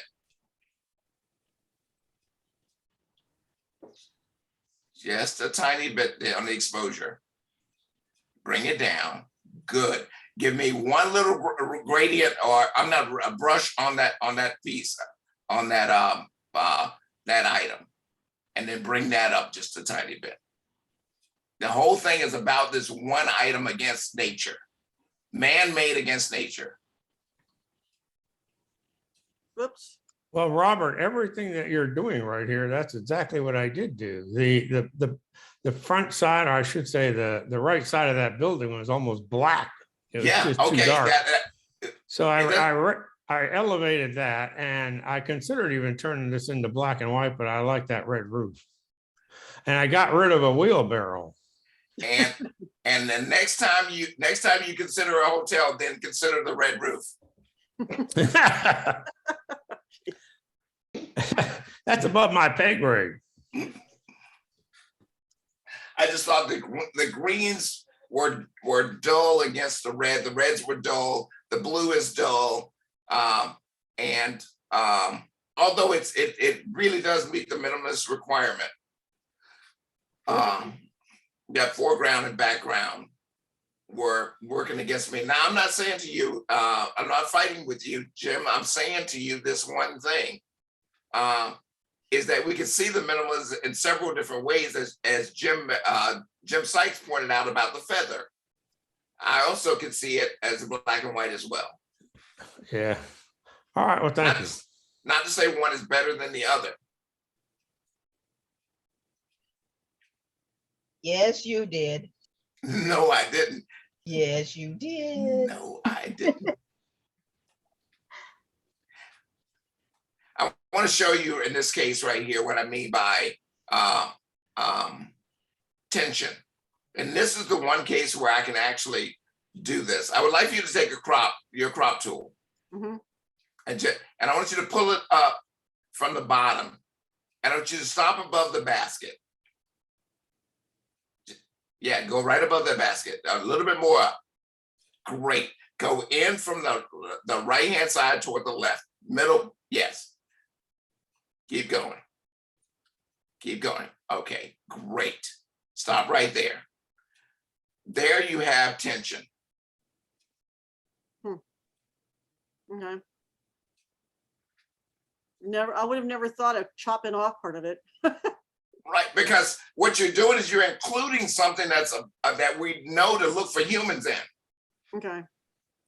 That's what we do. We're looking for something there. We're reducing this down to the bare thing of a graphic inside of the white, but we know that balloons go up into, into the air. Okay. That is a known. I'm not saying, again, I'm pointing out, I know I'm defending myself. I'm not saying right, wrong, or different, but in this one case right here, I could, if you could switch that over to a blue sky, I would love this image. I'm not feeling that one, Robert. And I- I usually love your crops, but I'm not Well- feeling this one. And I'm going to speak up and say I actually 100% agree with what Robert just did. It turned it into something entirely new for me that gave me, a whole new thought process about what I was seeing with it versus initially. It's another one that when it came up, I would never think minimalism genre of art. I would think, okay, this is a comp for an ad, and it's just waiting for words to be stuck in the white around the balloon. I guess we're gonna have to do this one again. This is a great one. So, I was surprised this got as low a score as it did. I thought this was really a creative shot. Blown out though. Oh, it's a great creative shot. Borderline for minimalism, but it's a great creative shot. All right, I can see it's really not as much minimalism as maybe it could be. Any, Robert? I'm not making the association. Okay. You're not making the association? No. Well, How about because if it had- there's too much going on? Yes. How about if it had twice as much real estate, that is more sand all around it and glasses in one little corner? Would that be better? It's not better and or worse. Here, let's give it another thought process. All right, you have this really finely made glasses, correct? Yeah. Just ruined it with that. That's what stands out. The All right, orange. hold on, Brian, hold on with the thought process. Now, after a good wind and rain where the sand is packed and has those ripples that go on forever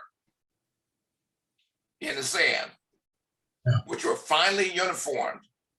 No, okay. So rather than this rough looking where people have just been walking over it. Right. So now we're saying, okay, glasses in the sand, as opposed to them having a meaning, the glasses and the sand both having their own set of perfection. Christy, do you understand what they're talking about? I Not- sure don't. Not exactly. Yeah, I agree with Robert. Yes, the what's going on with the sand is mainly the issue there. So if you had taken these glasses and taken them down by the water where the sand was Possibly, smoother, quite possibly down to the smoother sand. Yes, Yeah, quite smoother possibly. sand would have been better. Yeah, without Yeah. seeing it, I can't say, but Yeah. that's I realized that later. I would rather have had the sand all flat and smooth. But I still like the shot, so. oh yes, You it is It's a great shot. yes, that is it is a great shot, and that's one of the things about assignments. You can have there's plenty of times, and we see it over and over again, where there are great shots, but they're not necessarily like 100% within the assignment. this There's is how they're doing it though. it'll happen all the time in commercial photography when you're getting paid too. You can make all kinds of great shots, but if they don't meet the client's terms of the assignment, you're never going to get paid for them, and they're never going No, to you're not. See now, you guys saying about the smooth sand and down by the water and everything, this one to me was more like, this is where the people are and somebody just left their glasses and that's just what's left behind. I mean, I understand what you're saying about the smooth sand, but to me, where it is located right now tells more of a story. That's where I'm at, Leslie. You exactly got where I was coming from. That somebody, Christy, I'm challenging you right now. that somebody dropped their glasses in the sand? Is that what you It's want just- me to know? Yeah, it's glasses in, glasses in the sand. So the people who are attached to the glasses aren't there. Okay, then give me more room around it. Give me more space to say that something has been lost. No. Yeah, so yeah, more space makes sense. I have to agree with that. Yeah. So now And it's, Chrissy, don't get mad at me. Please don't get upset with me. I'm I not can mad. feel No, it. no, no, I I'm can just- feel it. No, I'm I'm on the other side of the ocean and I can feel it. I'm not mad. I'm just thinking. I think I'm probably not good at minimalism. No, that's not the right answer. That is not the right answer, Christy. It's not the fact that you're good or bad at anything. That's what any of these photographs is, that I am forcing you, and I mean truly forcing you to see beyond what you normally see. Yeah. yeah, that's the whole point. And then, so what I'm doing is I'm sitting here thinking about, okay, how do I capture that? So that Don't I'm think not about mad. it. Don't think about it. That's what this shot was. You thought too much about it. How did the orange get there? Did you put it there in post? No, because it of the was, glasses. that Yeah, was the light just, here. Yeah. no, I didn't do that. I mean, that was just done in the shot. Okay. It was the way the sun was, it's close to sunset, and it was the way the sun picked up the light there. Good on. All right, Ellen, your turn. Beautiful freaking tones in this thing. Absolutely gorgeous. Man, composed nicely. You know what? When you use the word but in a sentence, it negates everything that I said before. But it's not minimalism. Based on the previous comments, it's a documented photo on a white canvas. Yeah. You know what I see when I see this?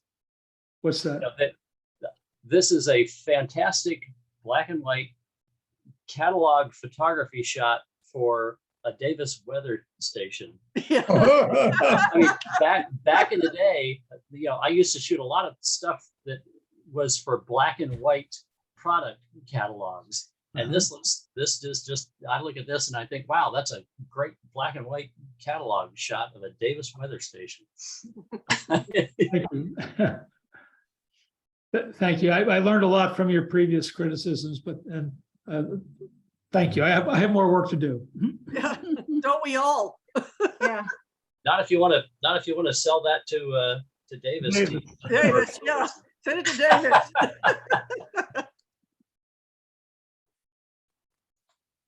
All I need is one star. Give me Jupiter somewhere.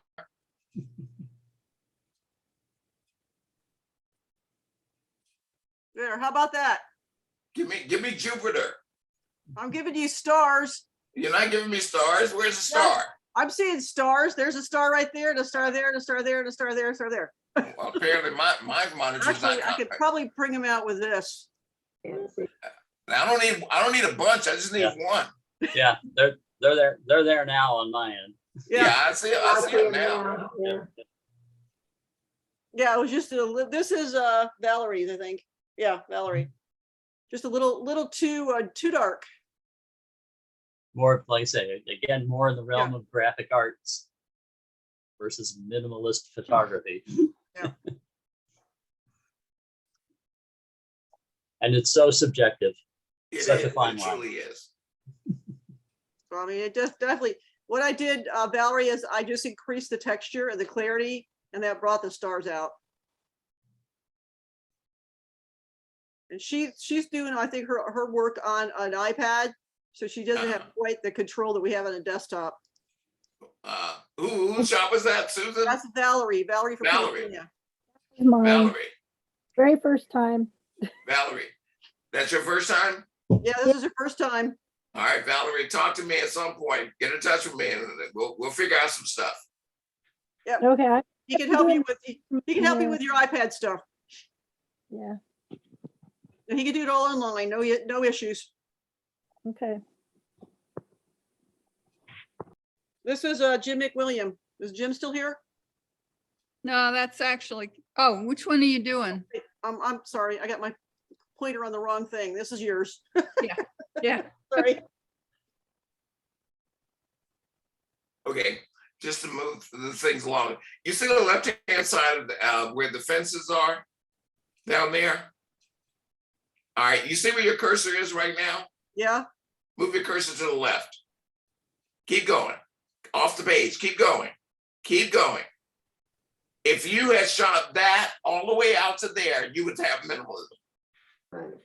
Okay. Okay. This is Kathy. She's one of our another new folk, a new member.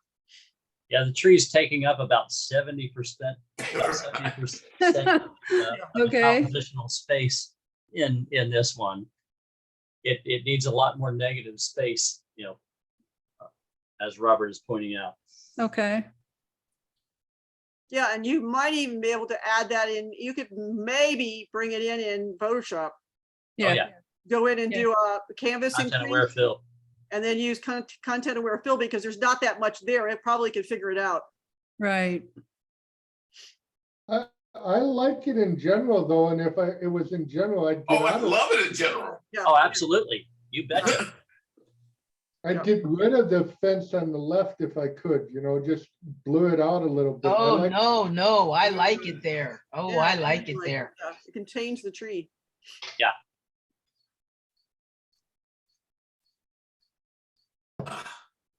Lee, Yes, sir.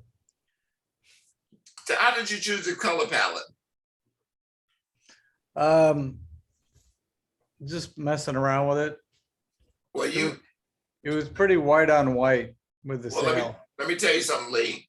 What's that? This is where your creativity is shining. Thank you. He's back on track. Woo! Because there was a few weeks there, Lee.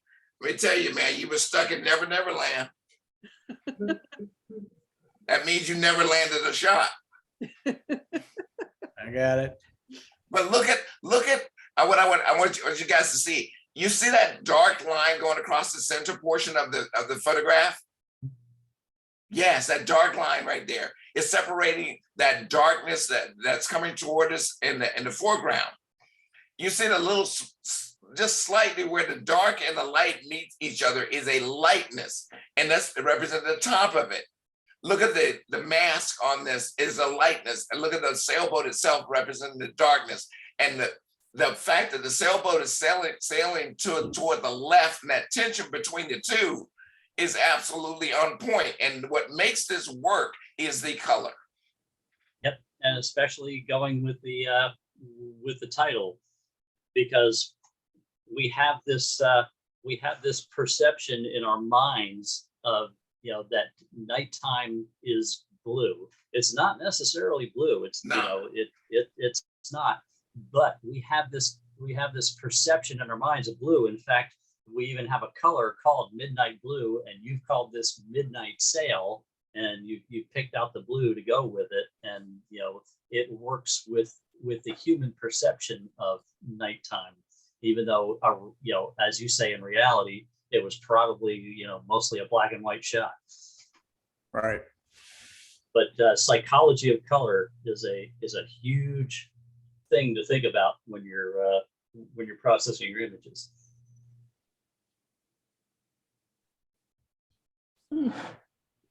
Notice I got 14 things going on in this shot. Yep. Too busy to be. It's a great shot, but it's too busy to be minimalist. Okay. No, Lord, as one of those things about saying welcome to America, I have a foot fetish. Oh, boy. Robert, we got new people on here. Too soon.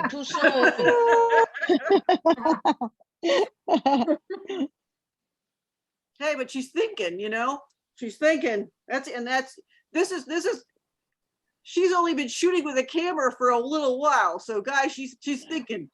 So Oh, no, I don't. The shot is great. It's just, the thing that you guys don't know is that I got shocked by that wave right after the shot. So it was wet all over the place. Hey, Lynn. Yeah.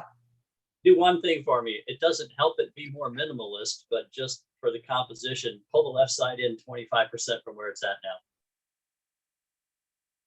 Right Bingo. there? Yeah. Yeah, it's a little too centered. No, it wasn't so much in the center. That I mean, yeah, you're right, Leonard, that it's center. But Lord, this is what I want you to know. This is why you see all of that turbulence in the water, the white caps of it. Do you see it? Yes. You see it, and you see right. It's very, very intense on the right hand side, and then it starts to settle out off on the left hand side, and there's nothing on the far end. So by taking that away, you don't get to see where the tension ends. You just suspended in tension. Oh, okay. You could even come a little bit more in on that crop, I think, and it would be even stronger. Right here. A little more. There. You see that? Yep. Okay. Moving on. Is this an overlay, Fong? Is this an overlay? Yes, I put the same picture. Why is blur overlay? Well, you put something on, some sort of texture on top of it, right? The background to mess up. So I put the one picture, ghost blur, the one picture, normal. Yeah. So it's the same image, double processed. Yeah. Okay, gotcha. I just want to mention it is 9 o'clock. Yeah, Yeah. I know. Yeah, we Yeah. need to move along. We knew this was would be a long one. Yeah, we Hey, have a Lynn. lot. My question, if we change black white is better? I don't know, but This isn't a minimalist shot to me now, is it? do this for me. This Lynn. not? Do this No. for me, Lynn. To me. Crop up from the bottom past that sidewalk or whatever, at least. Okay. And now crop Okay. in from the left and take the man out of the photo. There. Stop. Okay. That's a much better photograph. Yeah. Try coming down to The the no top and dead. making it a Oh. pano. Just keep coming, keep coming. Let's just make it a pano. Bingo. Right there. Yeah, perfect. Okay, got it. There Got you it. go. You'd have to change the title, obviously. Say running with the dog. Okay, got it. Much better shot.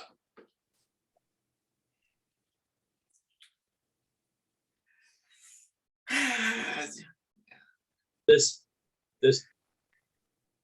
had the man been a couple steps down and you could have cropped the sky out, it definitely would have helped in the minimalism department by taking the sky out and just left it the man among architectural elements.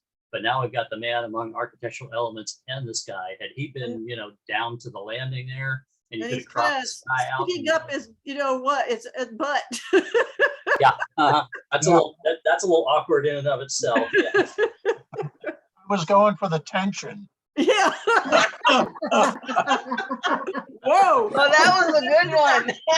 You were. I like that. You did. Touche, Jim. Touche.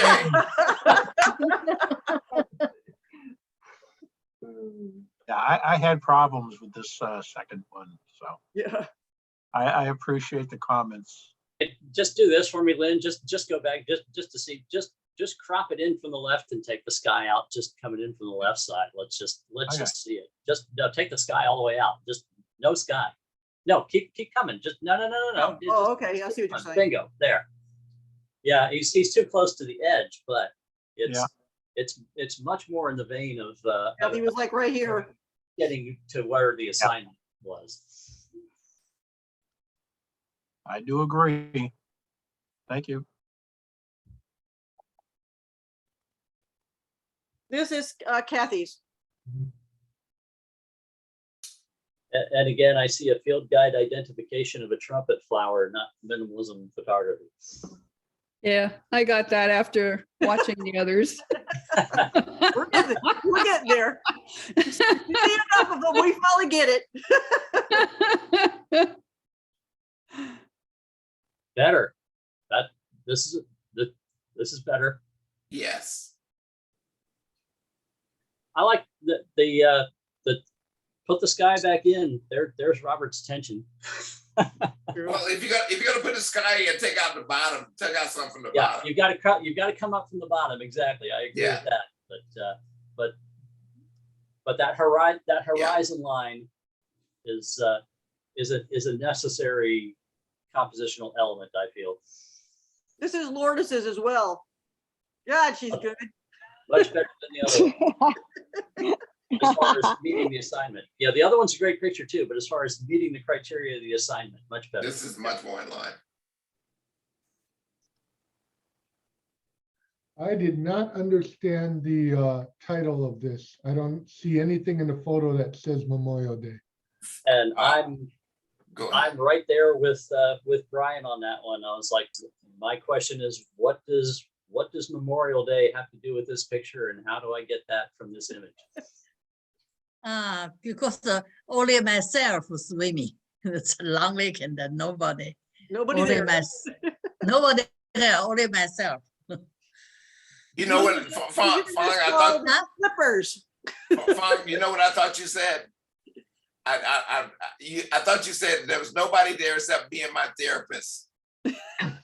Huh? Only myself, I said. Oh yeah, you're your therapist. Now the photograph itself is a really nice photograph, but it doesn't meet the criteria. Right. And the title was they're like flippers. Crop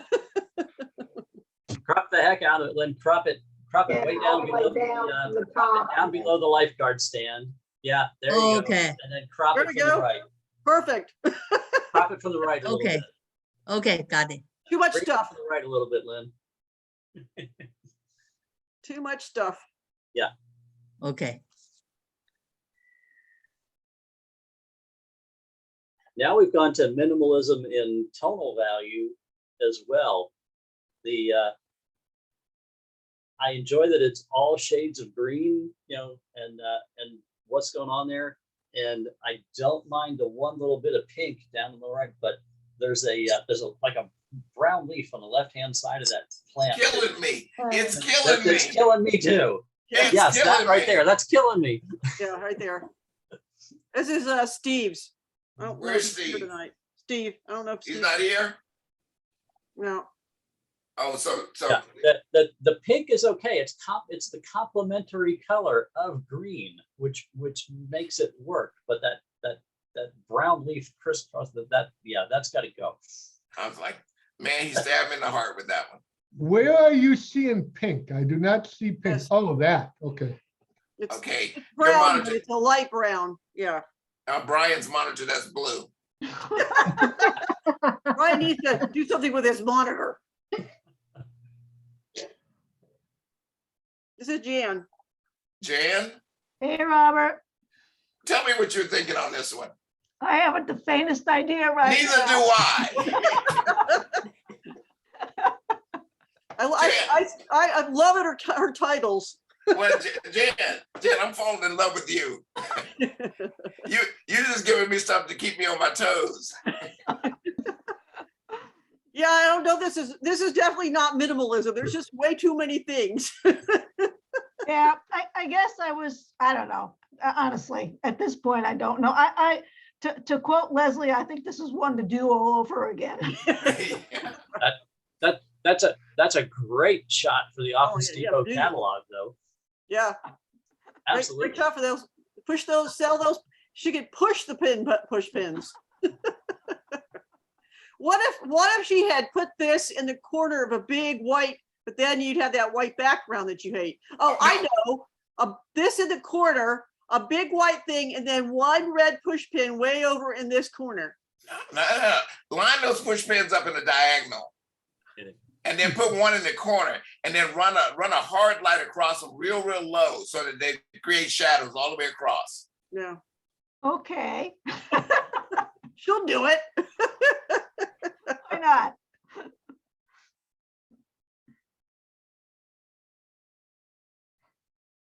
This is magic. But not Or- minimalism. But not Or- minimalism. or an overhead view of a row of dominoes. That's actually what it was. However, the lighting is impossible according to the laws of physics. unless each domino has a light on top of it. How did you know that? That's right. Each domino has its own light in the back of it.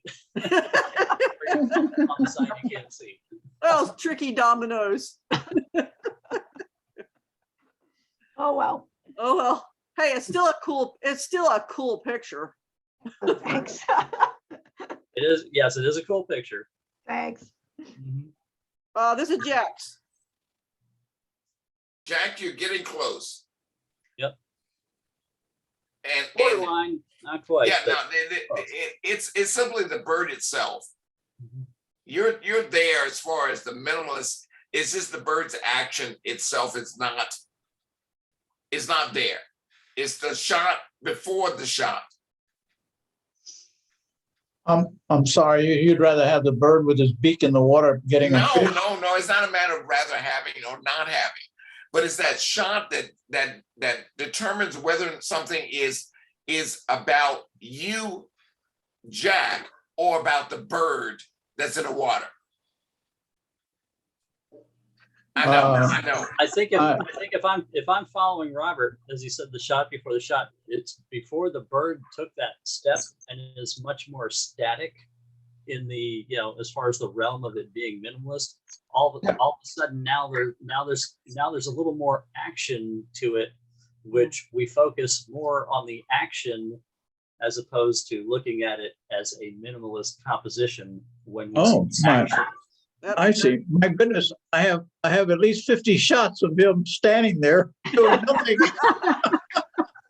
I developed the wrong one. Hey, I thought that leg in the water added tension. Well, the leg in the water in this case, it took away from everything else because it's got too much action going on. Look at the clouds and the light and dark in the clouds. You become, that's the thing. You become more focused on what the bird is doing as opposed to seeing the bird as a minimalist compositional element within its environment. So you want to minimize the action as well? Oh, yes. Gotcha. Okay. I'll get you the next time. Sylvia. This is the action minimalized. No, but Sylvia. Yes. Don't force me to accept an idea simply based on the composition. Okay, I see. Well, tell me what I'm saying. Well, you're saying that it appears that I put the rocks over to the left or composed it that way so that there was negative space on the right, so it feels. I'm assuming that's what you're saying. That's exactly right. You put it so far to the left that it's like it's going off the page. Yeah, too far. It's too far to the left. Yes, and it doesn't have that feeling of the water swirling around it. Okay. I see what you're saying. Yeah. Yeah. A little bit more in. Would have been better. Not. A little Okay. close to the edge. Gotcha.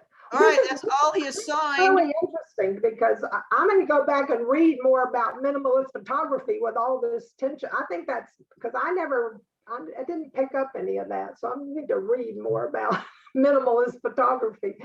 And I'll tell you this right now: if we went on the internet and looked up minimalist photography on the internet, I would probably disagree with 70% of what I see people posting on their blogs as saying when they talk about minimalist photography.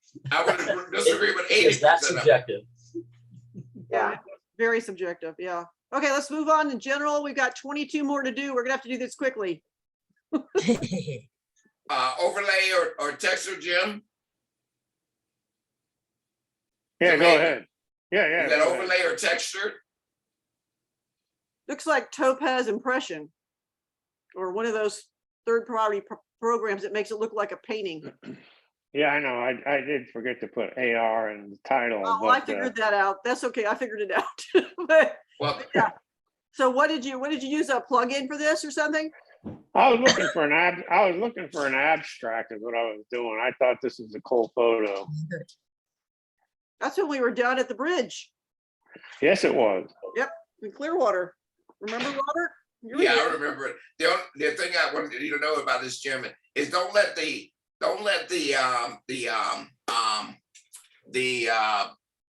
gosh, what am I trying to say? What's happening is your effect is overpowering the image. Well, remember, it was. I see more of an effect than I see an image. Yeah, if the effect had not been included on the elements, you know, of the dock and the pilings and the buildings, had the effect been left to the sky and the water, I think it would have been much more effective. Yeah. Oh, that's a cool idea. Yeah, that's very, very good. Like this kind of looks kind of weird right here and here. Yeah, I mean, these are just, yeah, but yeah, on top of all of this, it just looks strange. Yeah, if the effect had just simply been masked to the sky and the water, I think what I'm getting from the title, you know, stormy weather and everything, I think it could have been more effective. It becomes less of, okay, stormy weather, as you know, to more of just kind of an obliterated abstract. Yeah, it was definitely a stormy day that day. Yeah. All right. This is Diana. She's not here tonight, I don't think. Haven't we seen a photo similar to this? Yeah, we did see a photograph that was very similar. Yeah, this is one of her better ones from that series. Yep. Yep. Yep. Yeah, it's good old Namibia. This one. Jim Hagan. This comes so close to Yeah, being much an together. environmental portrait. Oops, sorry. Oh, hello. But Lynn, stop it.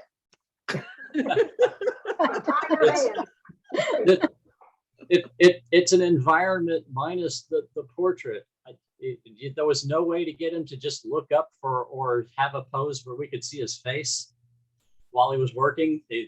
I realize he's concentrating on his work, but I would love to see, you know, a way that he could still be working, but we could see his face. Now, Jim Sykes, do you know how Jim Hagan could have done that? And I'll tell you how Jim Hagan could have done that. He can realize that, Jim Hagan, what are you, how tall are you, 6'3"? I'm 6'1". 6'1". Come down to the world of the rest of us. Go down to 5'2", and you'll be able to see it. Hey, Robert, I can't get that short. Well, I'm telling you, I can. But man, you got everything right going on here. Everything right, except you're 2 feet too high.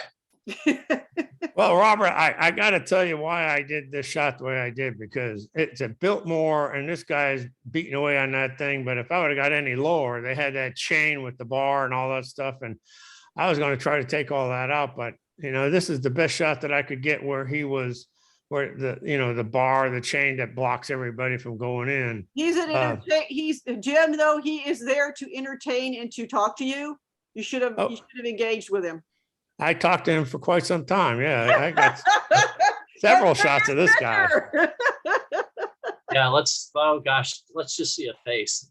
It's, you know, this is the environmental portrait, just minus the face in the portrait, and it's so fantastic otherwise. Yeah. He had his I did 5 quick, and I think I make this a HDR, but yeah, I wish I could have got the hammer moving a little bit more. I forgot to put motion on the hammer. That was about it. And I'm looking at this at f3.5. I cannot believe that. You know, did you take a whole bunch of images? I mean, it's pretty deep, good depth of field here. That's what's so surprising at f3.5.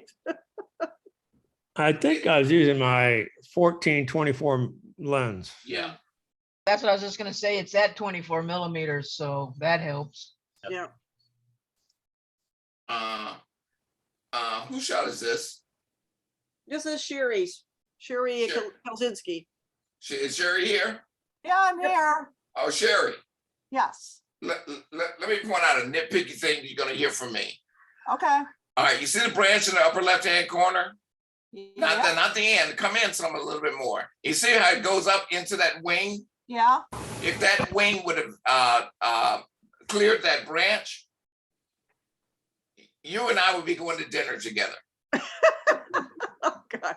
Yeah, and you, Sherry, you could actually, I've done enough of these. This is actually pretty easy to fix in Photoshop. Okay. Anything else beyond that would be hard, but this is in a good spot because it's all one color underneath it. You should be able to like almost use the patch tool and move it over and use the patch tool and fix it pretty well. Or just, Okay. yeah. But you don't want that branch to go off the page. Yeah, you don't want that hitting his Oh, wings. the other one, the other angle. Yeah.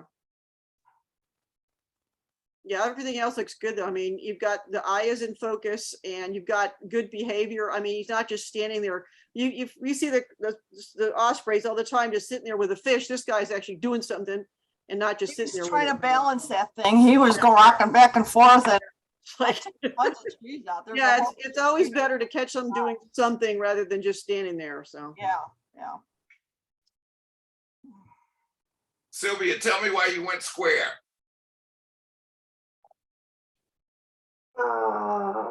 Yeah. Well, I don't know that I did it intentionally, to be honest with you. I was just trying to give the bird some room in front and I wanted the angle of the wings. So I think that's just kind of the way it turned out. Okay. But, all right. Well, you have a beautiful shop and it's all boxed in. But what? Oh, boxed in and yeah, a little more flying room. Okay. Yeah, probably just even just another 10%. And you could do that. I could probably expand it, I imagine. Or I'll have to look at it and see if maybe I can, maybe the crop, I can just change it. Yeah. You can easily do that in Photoshop, so that Yeah, this one's easy to do in Photoshop. If you don't already have the shot that's got all of this on here, right? Your camera doesn't shoot squares, so you might already have one that's got. Yeah, you just need a little. Now remember, when they're flying, they need a lot of room in front of them. I would say at least the length of the bird again in front of them. Really, that much? Yeah, wow. Yeah. Okay. Because if he flies very far, he's going to smash into the side. Yeah, he's gonna smash right into that side there. No, he needs to have a little room. So yeah, the bigger the bird, obviously, the more space he needs. So okay. Yeah, you gotta expand on it a little bit. Oh, okay. I know I've been talking a lot. I know I have, and I said I was gonna stop after minimalism, but Sylvia, this is yours. Yes. This would have been a 12 had all the feet had been off the ground. Yeah, I know, but I wanted to get the water splashing, you know. That ain't the point. That ain't the point. Okay. Yeah, when they're cantering, you want all 4 feet off the ground. Okay.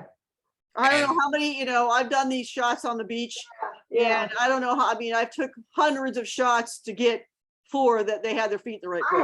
I have some with all 4 off the ground. And do you have the same with her expression and all that stuff working? Well, not showing her as well. And well, her expression trumps it. I want to know from Richard Edwards. Richard, you're sitting there and you're going like, I don't know about all this stuff. I just want to know from you, what are you getting out of this? Well, first I didn't know what the assignment was, so I was a little confused on some of the photographs and what they were rating on, because I didn't, came into this fresh and new and didn't know that the assignment was minimalism. After you reviewed it, I understood. And just to be clear, now we are out of the assignment and we're just in general photos that have. Yeah, I got that now. Okay. And Sylvia is my friend, and I love these photographs. I've seen other ones that she took at this beach assignment that she went to. She's got some really great ones. Now you know why I called on you, right? Why? Because I want you to know that I'm the only person in here that can beat up on your friend to get a laugh out of it. Oh. Yeah, and guys, shooting horses is probably one of the hardest things in the world to do. Believe me, I've been there, done it, and tried it. And it is not easy. And I mean, the other issue is the other thing. If you were a horse photographer, this one wouldn't work because his ears are in the wrong place. So you got horse photography. You got to get the person, the horse's feet, and the horse's ears, and then you're seeing all right at the same time, and it is not easy. There's two things going on. The general public would never know and look at this picture and go, ooh. Yeah. But if you're presenting this photograph to equestrian people or horse people, ooh, they're going to nitpick that stuff to Yeah. death. Oh, wow. Yeah. I didn't know if any of you picked up, and it's irrelevant, but part of the joy ride for me was this horse is missing his eye on this side. He had to have an eye removed because of an infection, I believe. But anyway, I just thought it was cool because he was, they both looked like they were having a good time. But I was looking at it and I thought, oh, I don't know, they're not going to like that eye looking so dead on that side, but there's no eye there. Yeah, we didn't even notice that. Yeah. I say the girl's expression trumps it all. Yeah. I you know. And in this one, you had plenty of room for her to fly into. Yes. Yeah, that's right.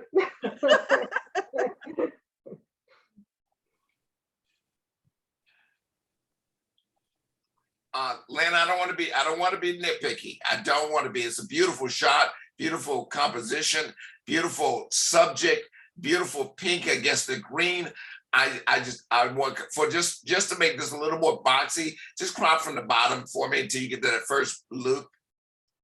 Robert, why do you start your statements with "I don't want to be nitpicky" and then you start nitpicking?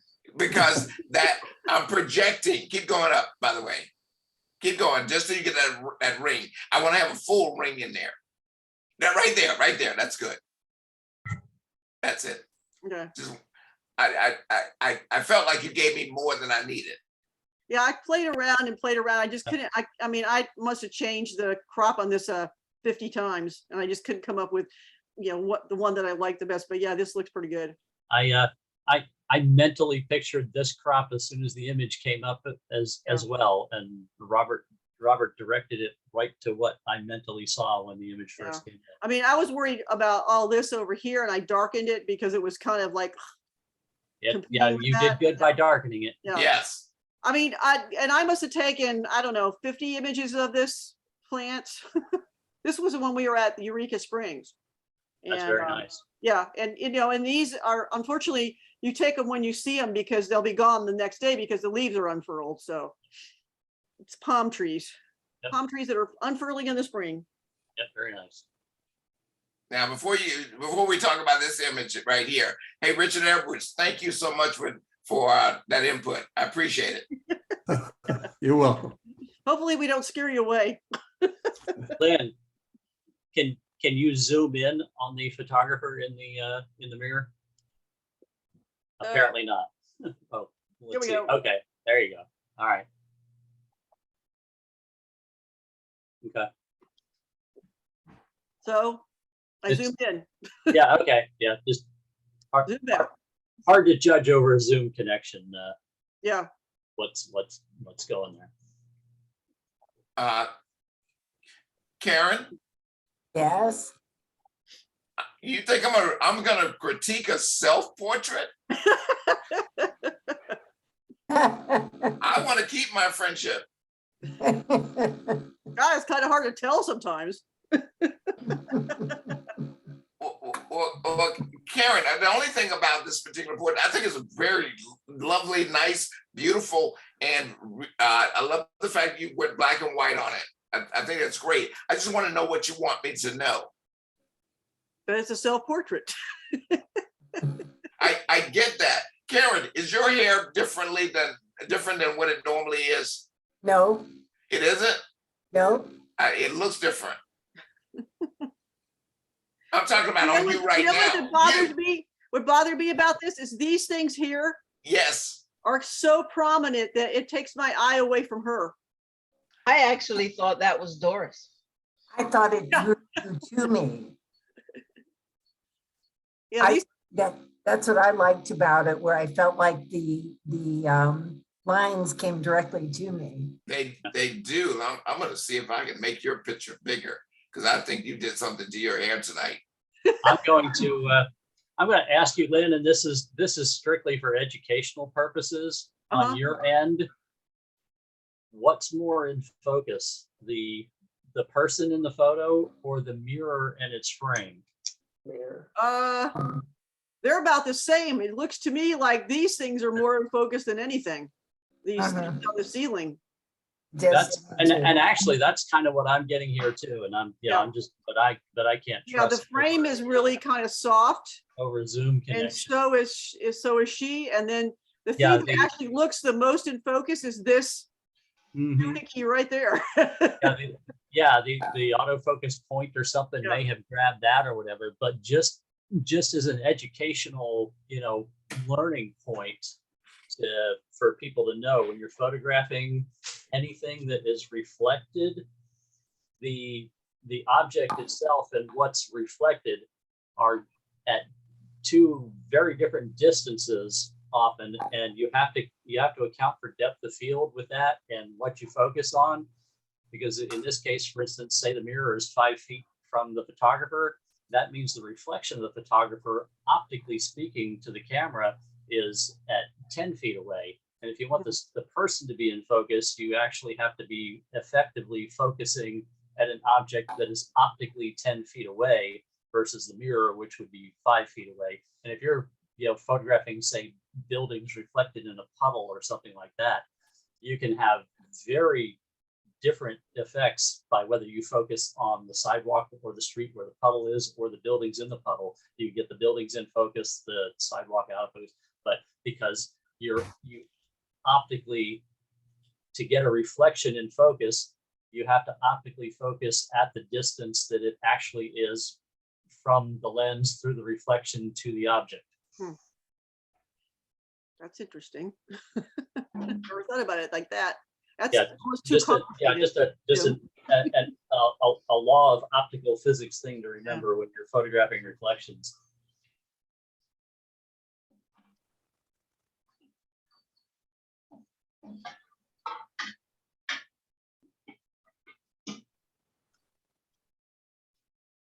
I've found you're way too busy in the shot. Yeah. Too much stuff. Okay. Okay, got it. See, that's you've got all that grass over there, and it almost makes you this is in focus, so it takes you away from the bugs, from the dragonflies. Okay, got it.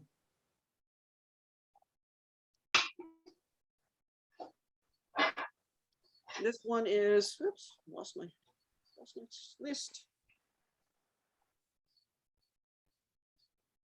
What I'm seeing on my end, I don't know if you're seeing that on your end or if that's a Zoom resolution thing. Lynn, are you seeing in the background of the water where it's just all kind of weird blotchy looking? Yeah, I don't know if it's like the bokeh back there or what. There's something going on back there. Yeah, there's something odd going on in the water in the background. It's very, very inconsistent with in focus and with more in focus, like, less in focus. What's going on back there? Some of it's like out of focus, and then some of it's more in. Yeah, it's kind of weird. But the bird is nicely in focus. Mm-hmm. Yeah. I do find what's going on with that background optically, there's like these blocky things here. There were seagulls sitting in the background. My first impression was it looks like things were cloned out of the background. Yeah, they were. Okay. Yeah, because you've got sadly, but there, you had to do what you. Yeah, you've got some repeating things here. So when you clone, you got to be careful not to have stuff that's repeating. Yeah, there were a lot of seagulls. Yeah. Not enough water. Your pelican is nicely in focus. You just need a little more contrast. Okay. A little too flat. Kathy Thompson. Yes. Right now, where I'm sitting and looking at the Zoom, you are in the dark. Is that correct? Oh, yes. I can turn you've come to this particular camera club because we bring things to light. Okay. Is that better? No, I'm just saying. So we pointed out that you cloned something out of your background. Oh, okay. Okay. Well, I don't know. So I shouldn't have? No, it's the way you did it.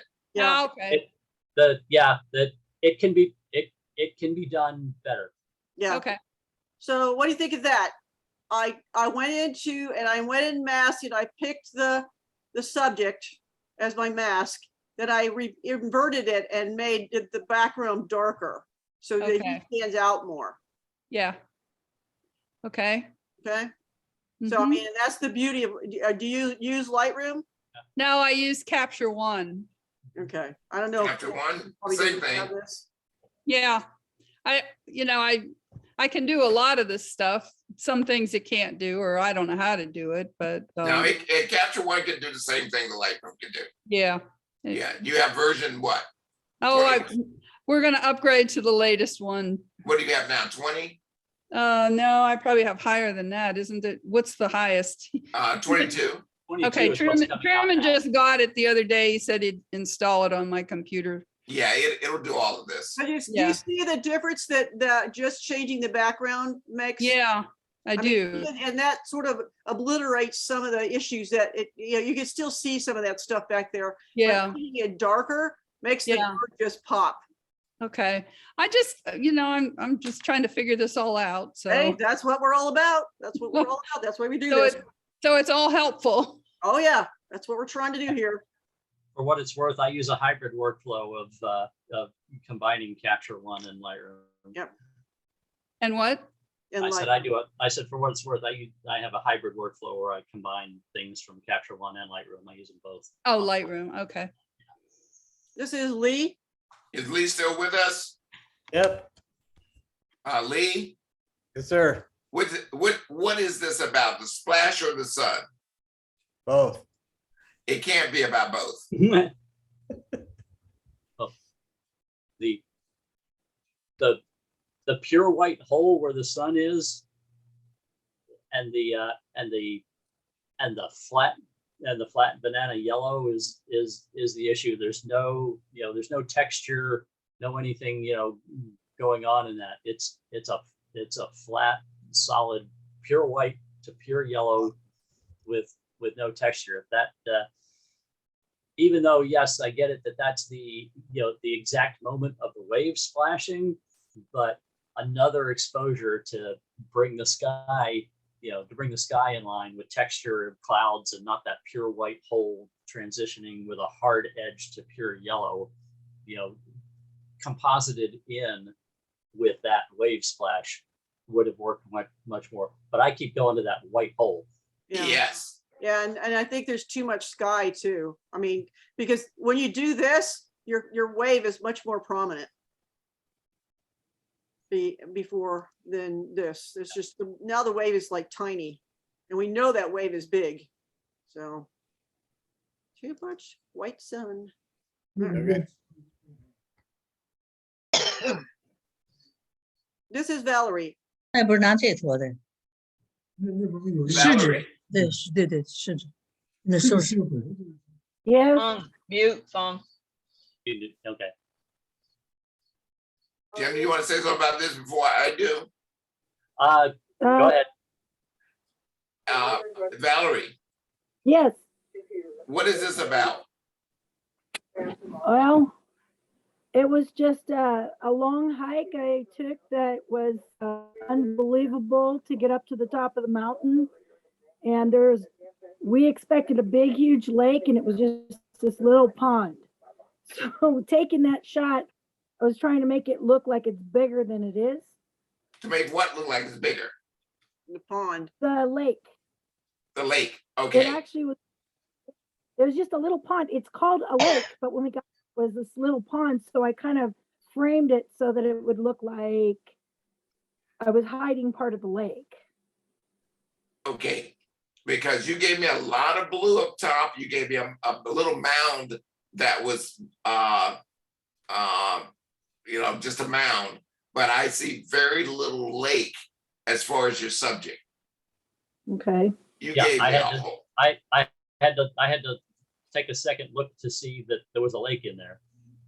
Yeah. That brings it up a little bit. And what Lynn just did helped a lot. And you see and, what I did? I increased the let's see, wait a minute. I just brought the shadows up because the lake was very dark. I brought Okay. the shadows up, And then I just put a radial filter over the top of it and brought the, what did I do here? Like, just bring the exposure up a little bit on that filter. Yeah. And do one other thing for me, Lynn. Yeah.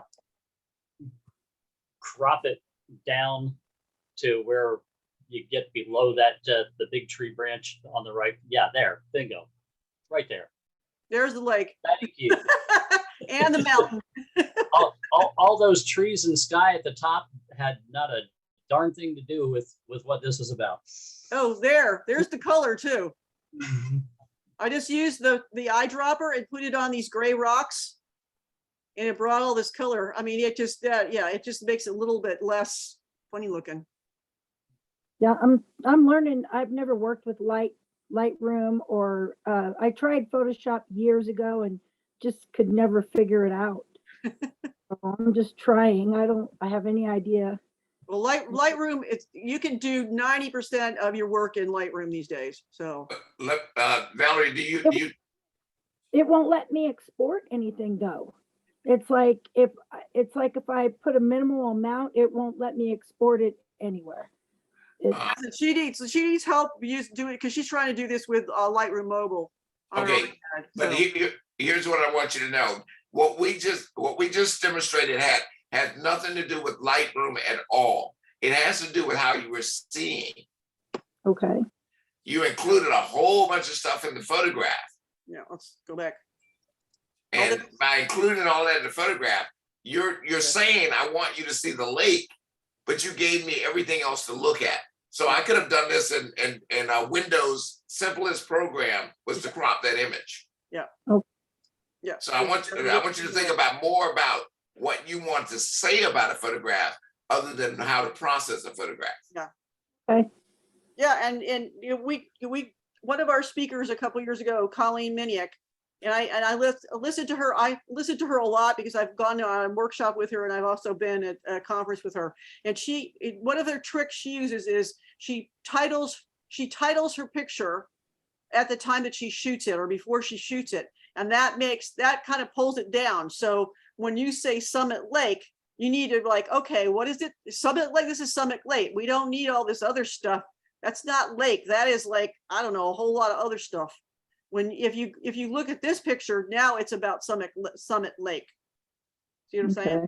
So yeah, if that helps you, if it helps you create a little title for something ahead of time, and then that makes you narrow your viewpoint down to, what it is you're actually looking at here, because, your eyes see things a little differently than what your camera does.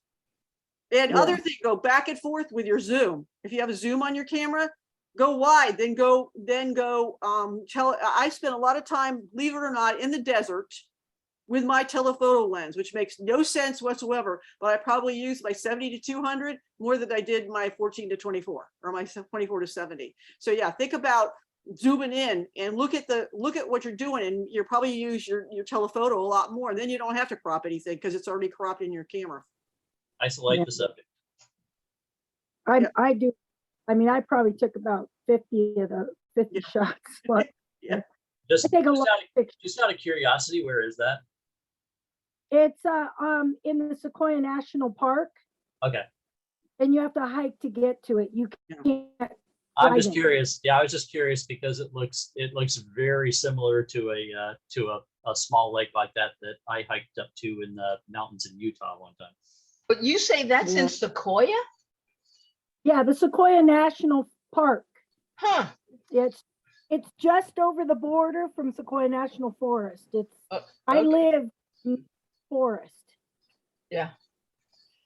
So yeah, that's the Sequoia Park. I didn't get this one. Think about Dorothy and in the Wizard of Oz, when it starts out to be black and white and then they change it to color. Yeah. That's kind of what I think where you were going for, right, Valerie? Yeah, that's starting to see color, like she's here, in color, and then things are starting to turn into color. But I just wanted to try something different because I've never played around with Lightroom. So I was just trying to find out something that was just different. Hey, Gotcha, Lynn, gotcha. Yeah. get a brush and just desaturate the boot. Just leave everything else like it is. Just desaturate the red boot.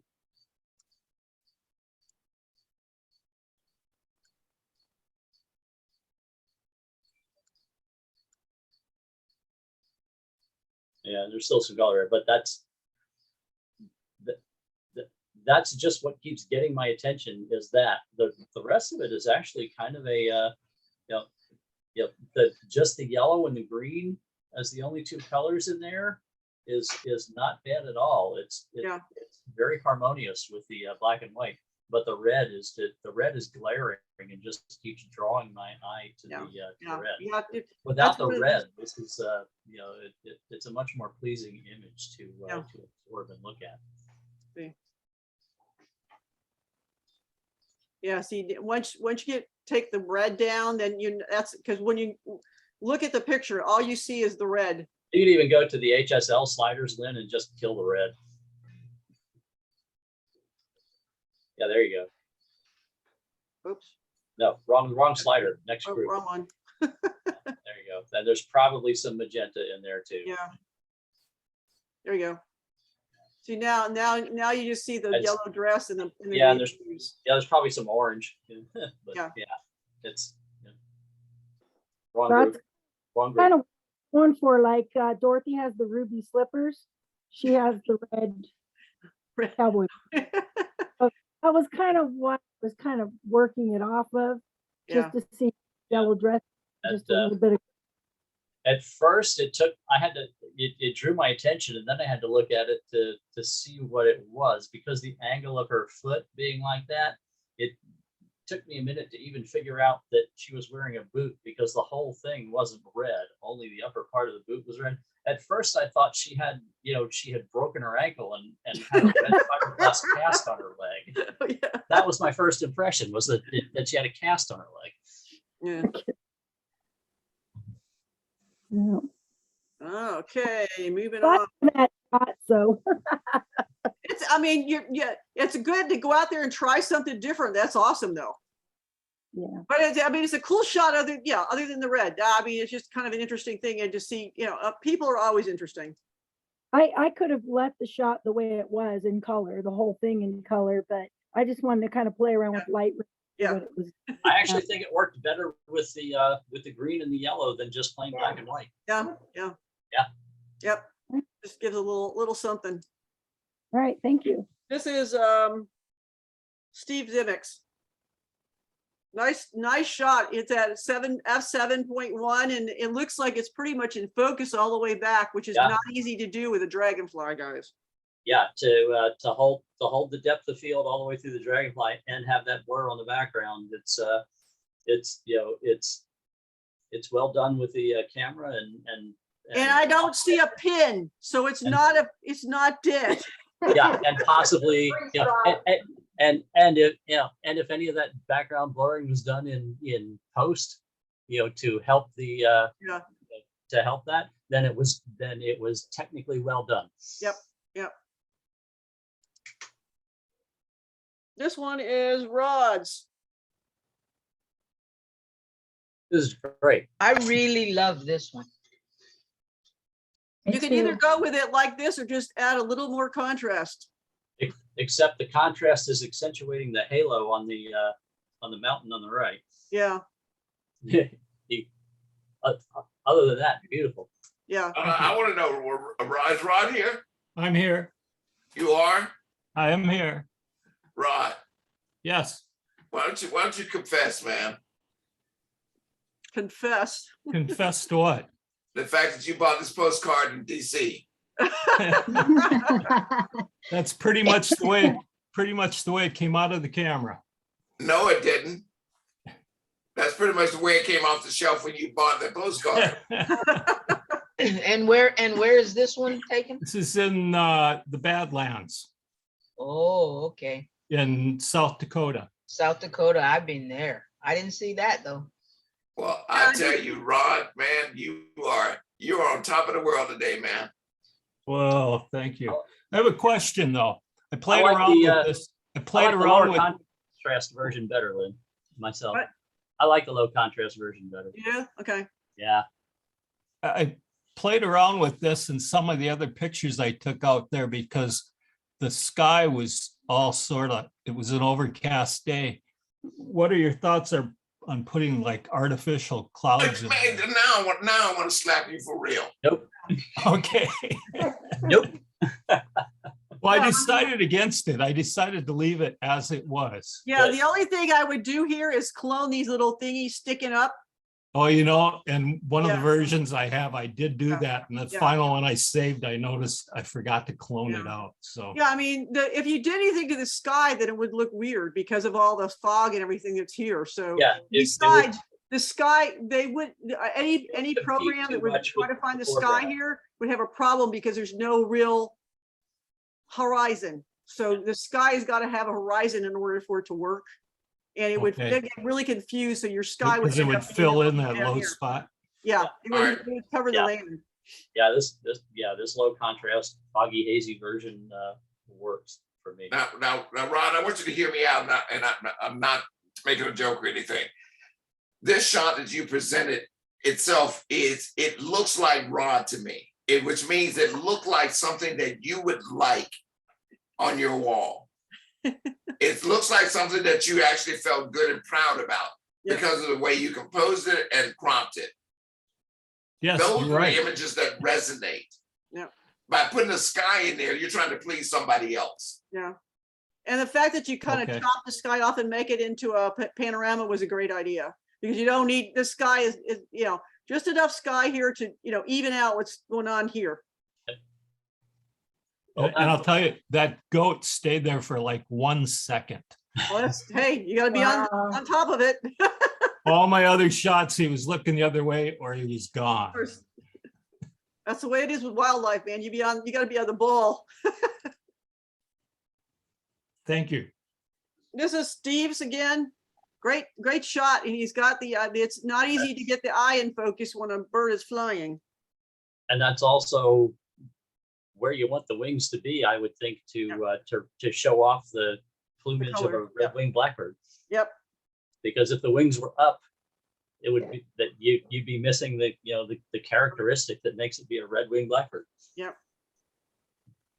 I want to say I'm a little jealous of that photo. There are nothing but red-winged blackbirds around my area up here in Wisconsin, and I cannot get a good shot of one. They're not easy. They are not easy. They will not sit still. As soon as they see you, they're gone. Yeah.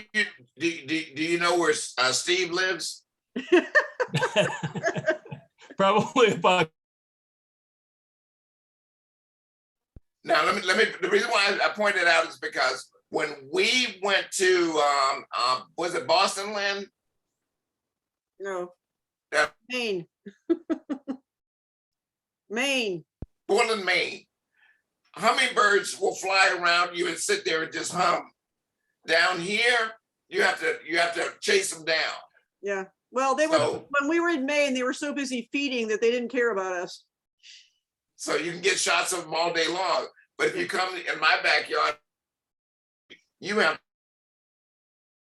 Yep. So come 2,000 miles away and then you'll get shots like this. All right. Okay, we're down to the last 6 here, guys. All right. This is Lee Win. I like the fact that she did the boldness and went dark in order to create a lot of contrast in here. Yeah.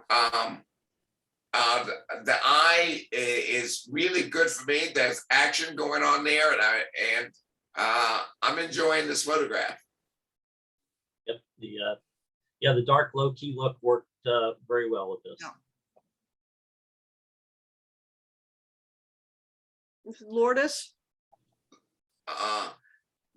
There's a light value on the left-hand side in the middle. I want that value to go down, and I don't want it to compete with the leaf on the right-hand side. And right now it's overpowering. Yeah, this needs to be darkened a little bit. Burn that down. Yeah. Lee, fix it. It's This is Jan. Jan, where's Jan? I'm here. Jan, I'm gonna get on your case. Okay, I'm gonna tell you right now, you got lazy. I did. Yes, Okay, I'll tell you, and I'll show you where you got lazy. okay. All right. In this composition, you are really working to do something. Start, Lynn, follow that chain where it starts. Right there. All right, you're starting something, and keep going around that chain. And now stop at the top. Stop at the top up there. Right there, you gave me a transition. I love it. It's beautiful, beautiful. Come on down. Keep coming down through.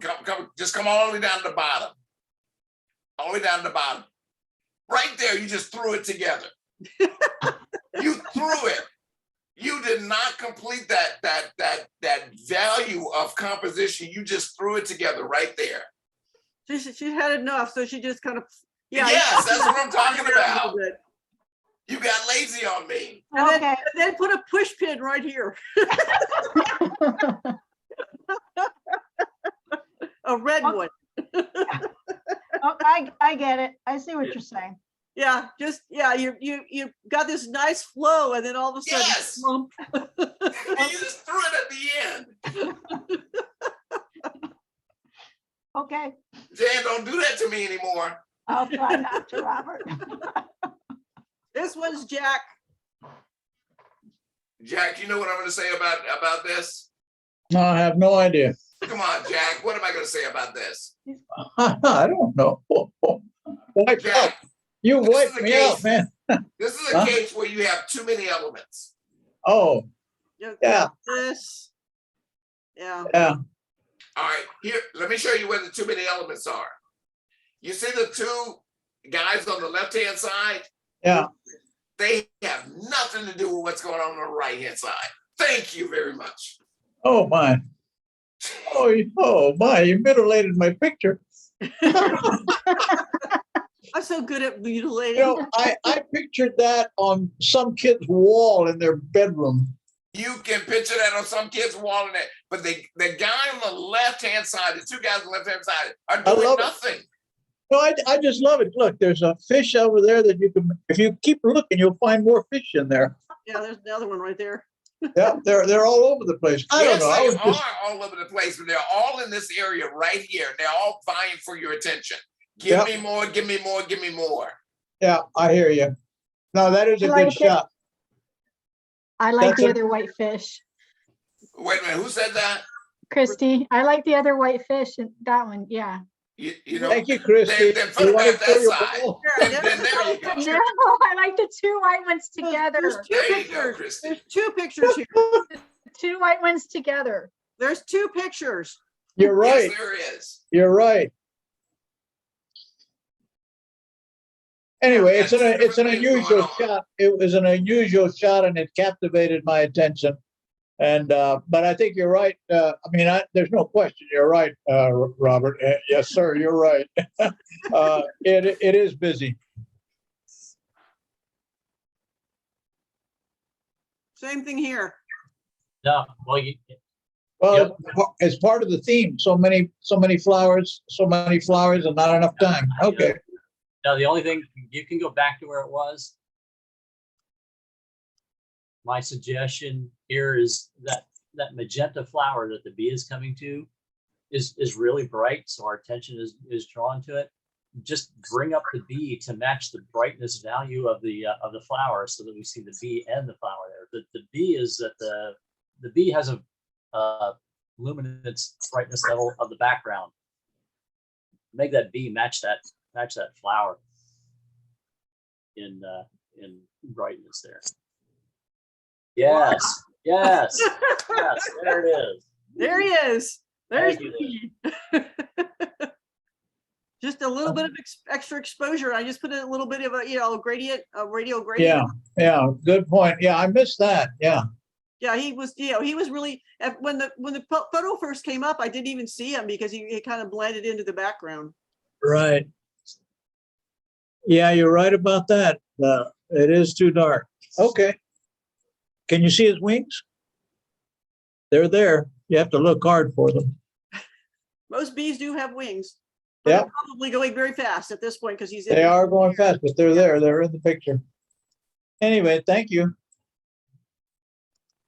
One more. The dead. I want you to thing. put this full screen, Len, please. What is it? That's the problem with this photograph is that Leslie led me down a path and then she killed me. Yeah, she killed something. And It looks like a rodent. Here's what I'm saying. Those lines, the texture, the black and white, the composition of it, and she forced me to look down. And when I saw those teeth, I was actually put off by the photograph, which is that when that happens, and there's a curiosity about, especially with composition, tone, and texture, and you get to the payoff, and the payoff does that. Now that image is in my brain. What was that? What was that before it got squished? I have no idea, but that's what happens when you're on the road by yourself for too long. Just walk around.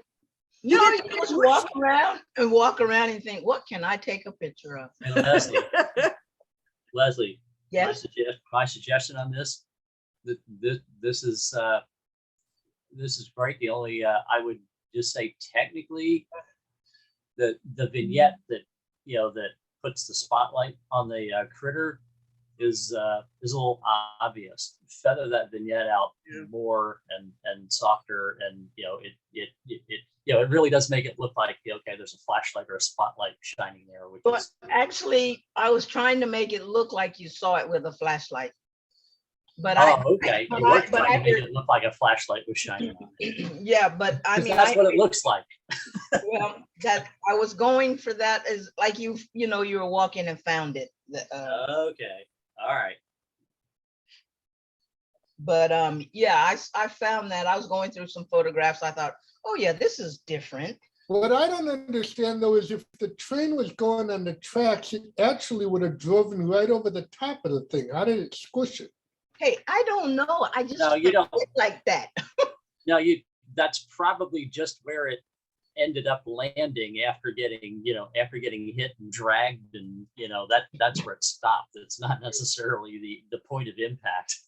Okay, I see that. It's been laying there for a long time. So there's been other critters probably chomping on it. You need a forensic pathologist. Now, what I found out that all the other critters won't go near it after seeing him get hit by the train. Yeah.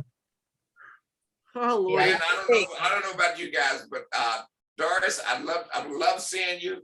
Welcome, hello, good to see you again. But I've had a great time tonight, guys. I've had a great time. Hey, how's California? He's not there Are yet. you in? Oh yeah, he's there next week.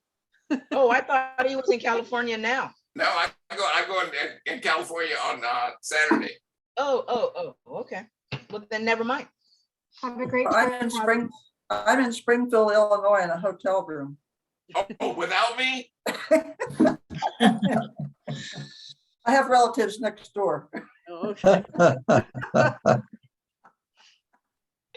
All right, guys. It's been a great session. Thank you all. Yes. Yeah, thanks. Good night, everybody. Everybody did. Good night. See you next Hard week. assignment. We'll just Lynn, have to you brought up do this one. minimalism again. Yes. Thanks, everybody. Thank Good you. night. Good night. Bye-bye. Right.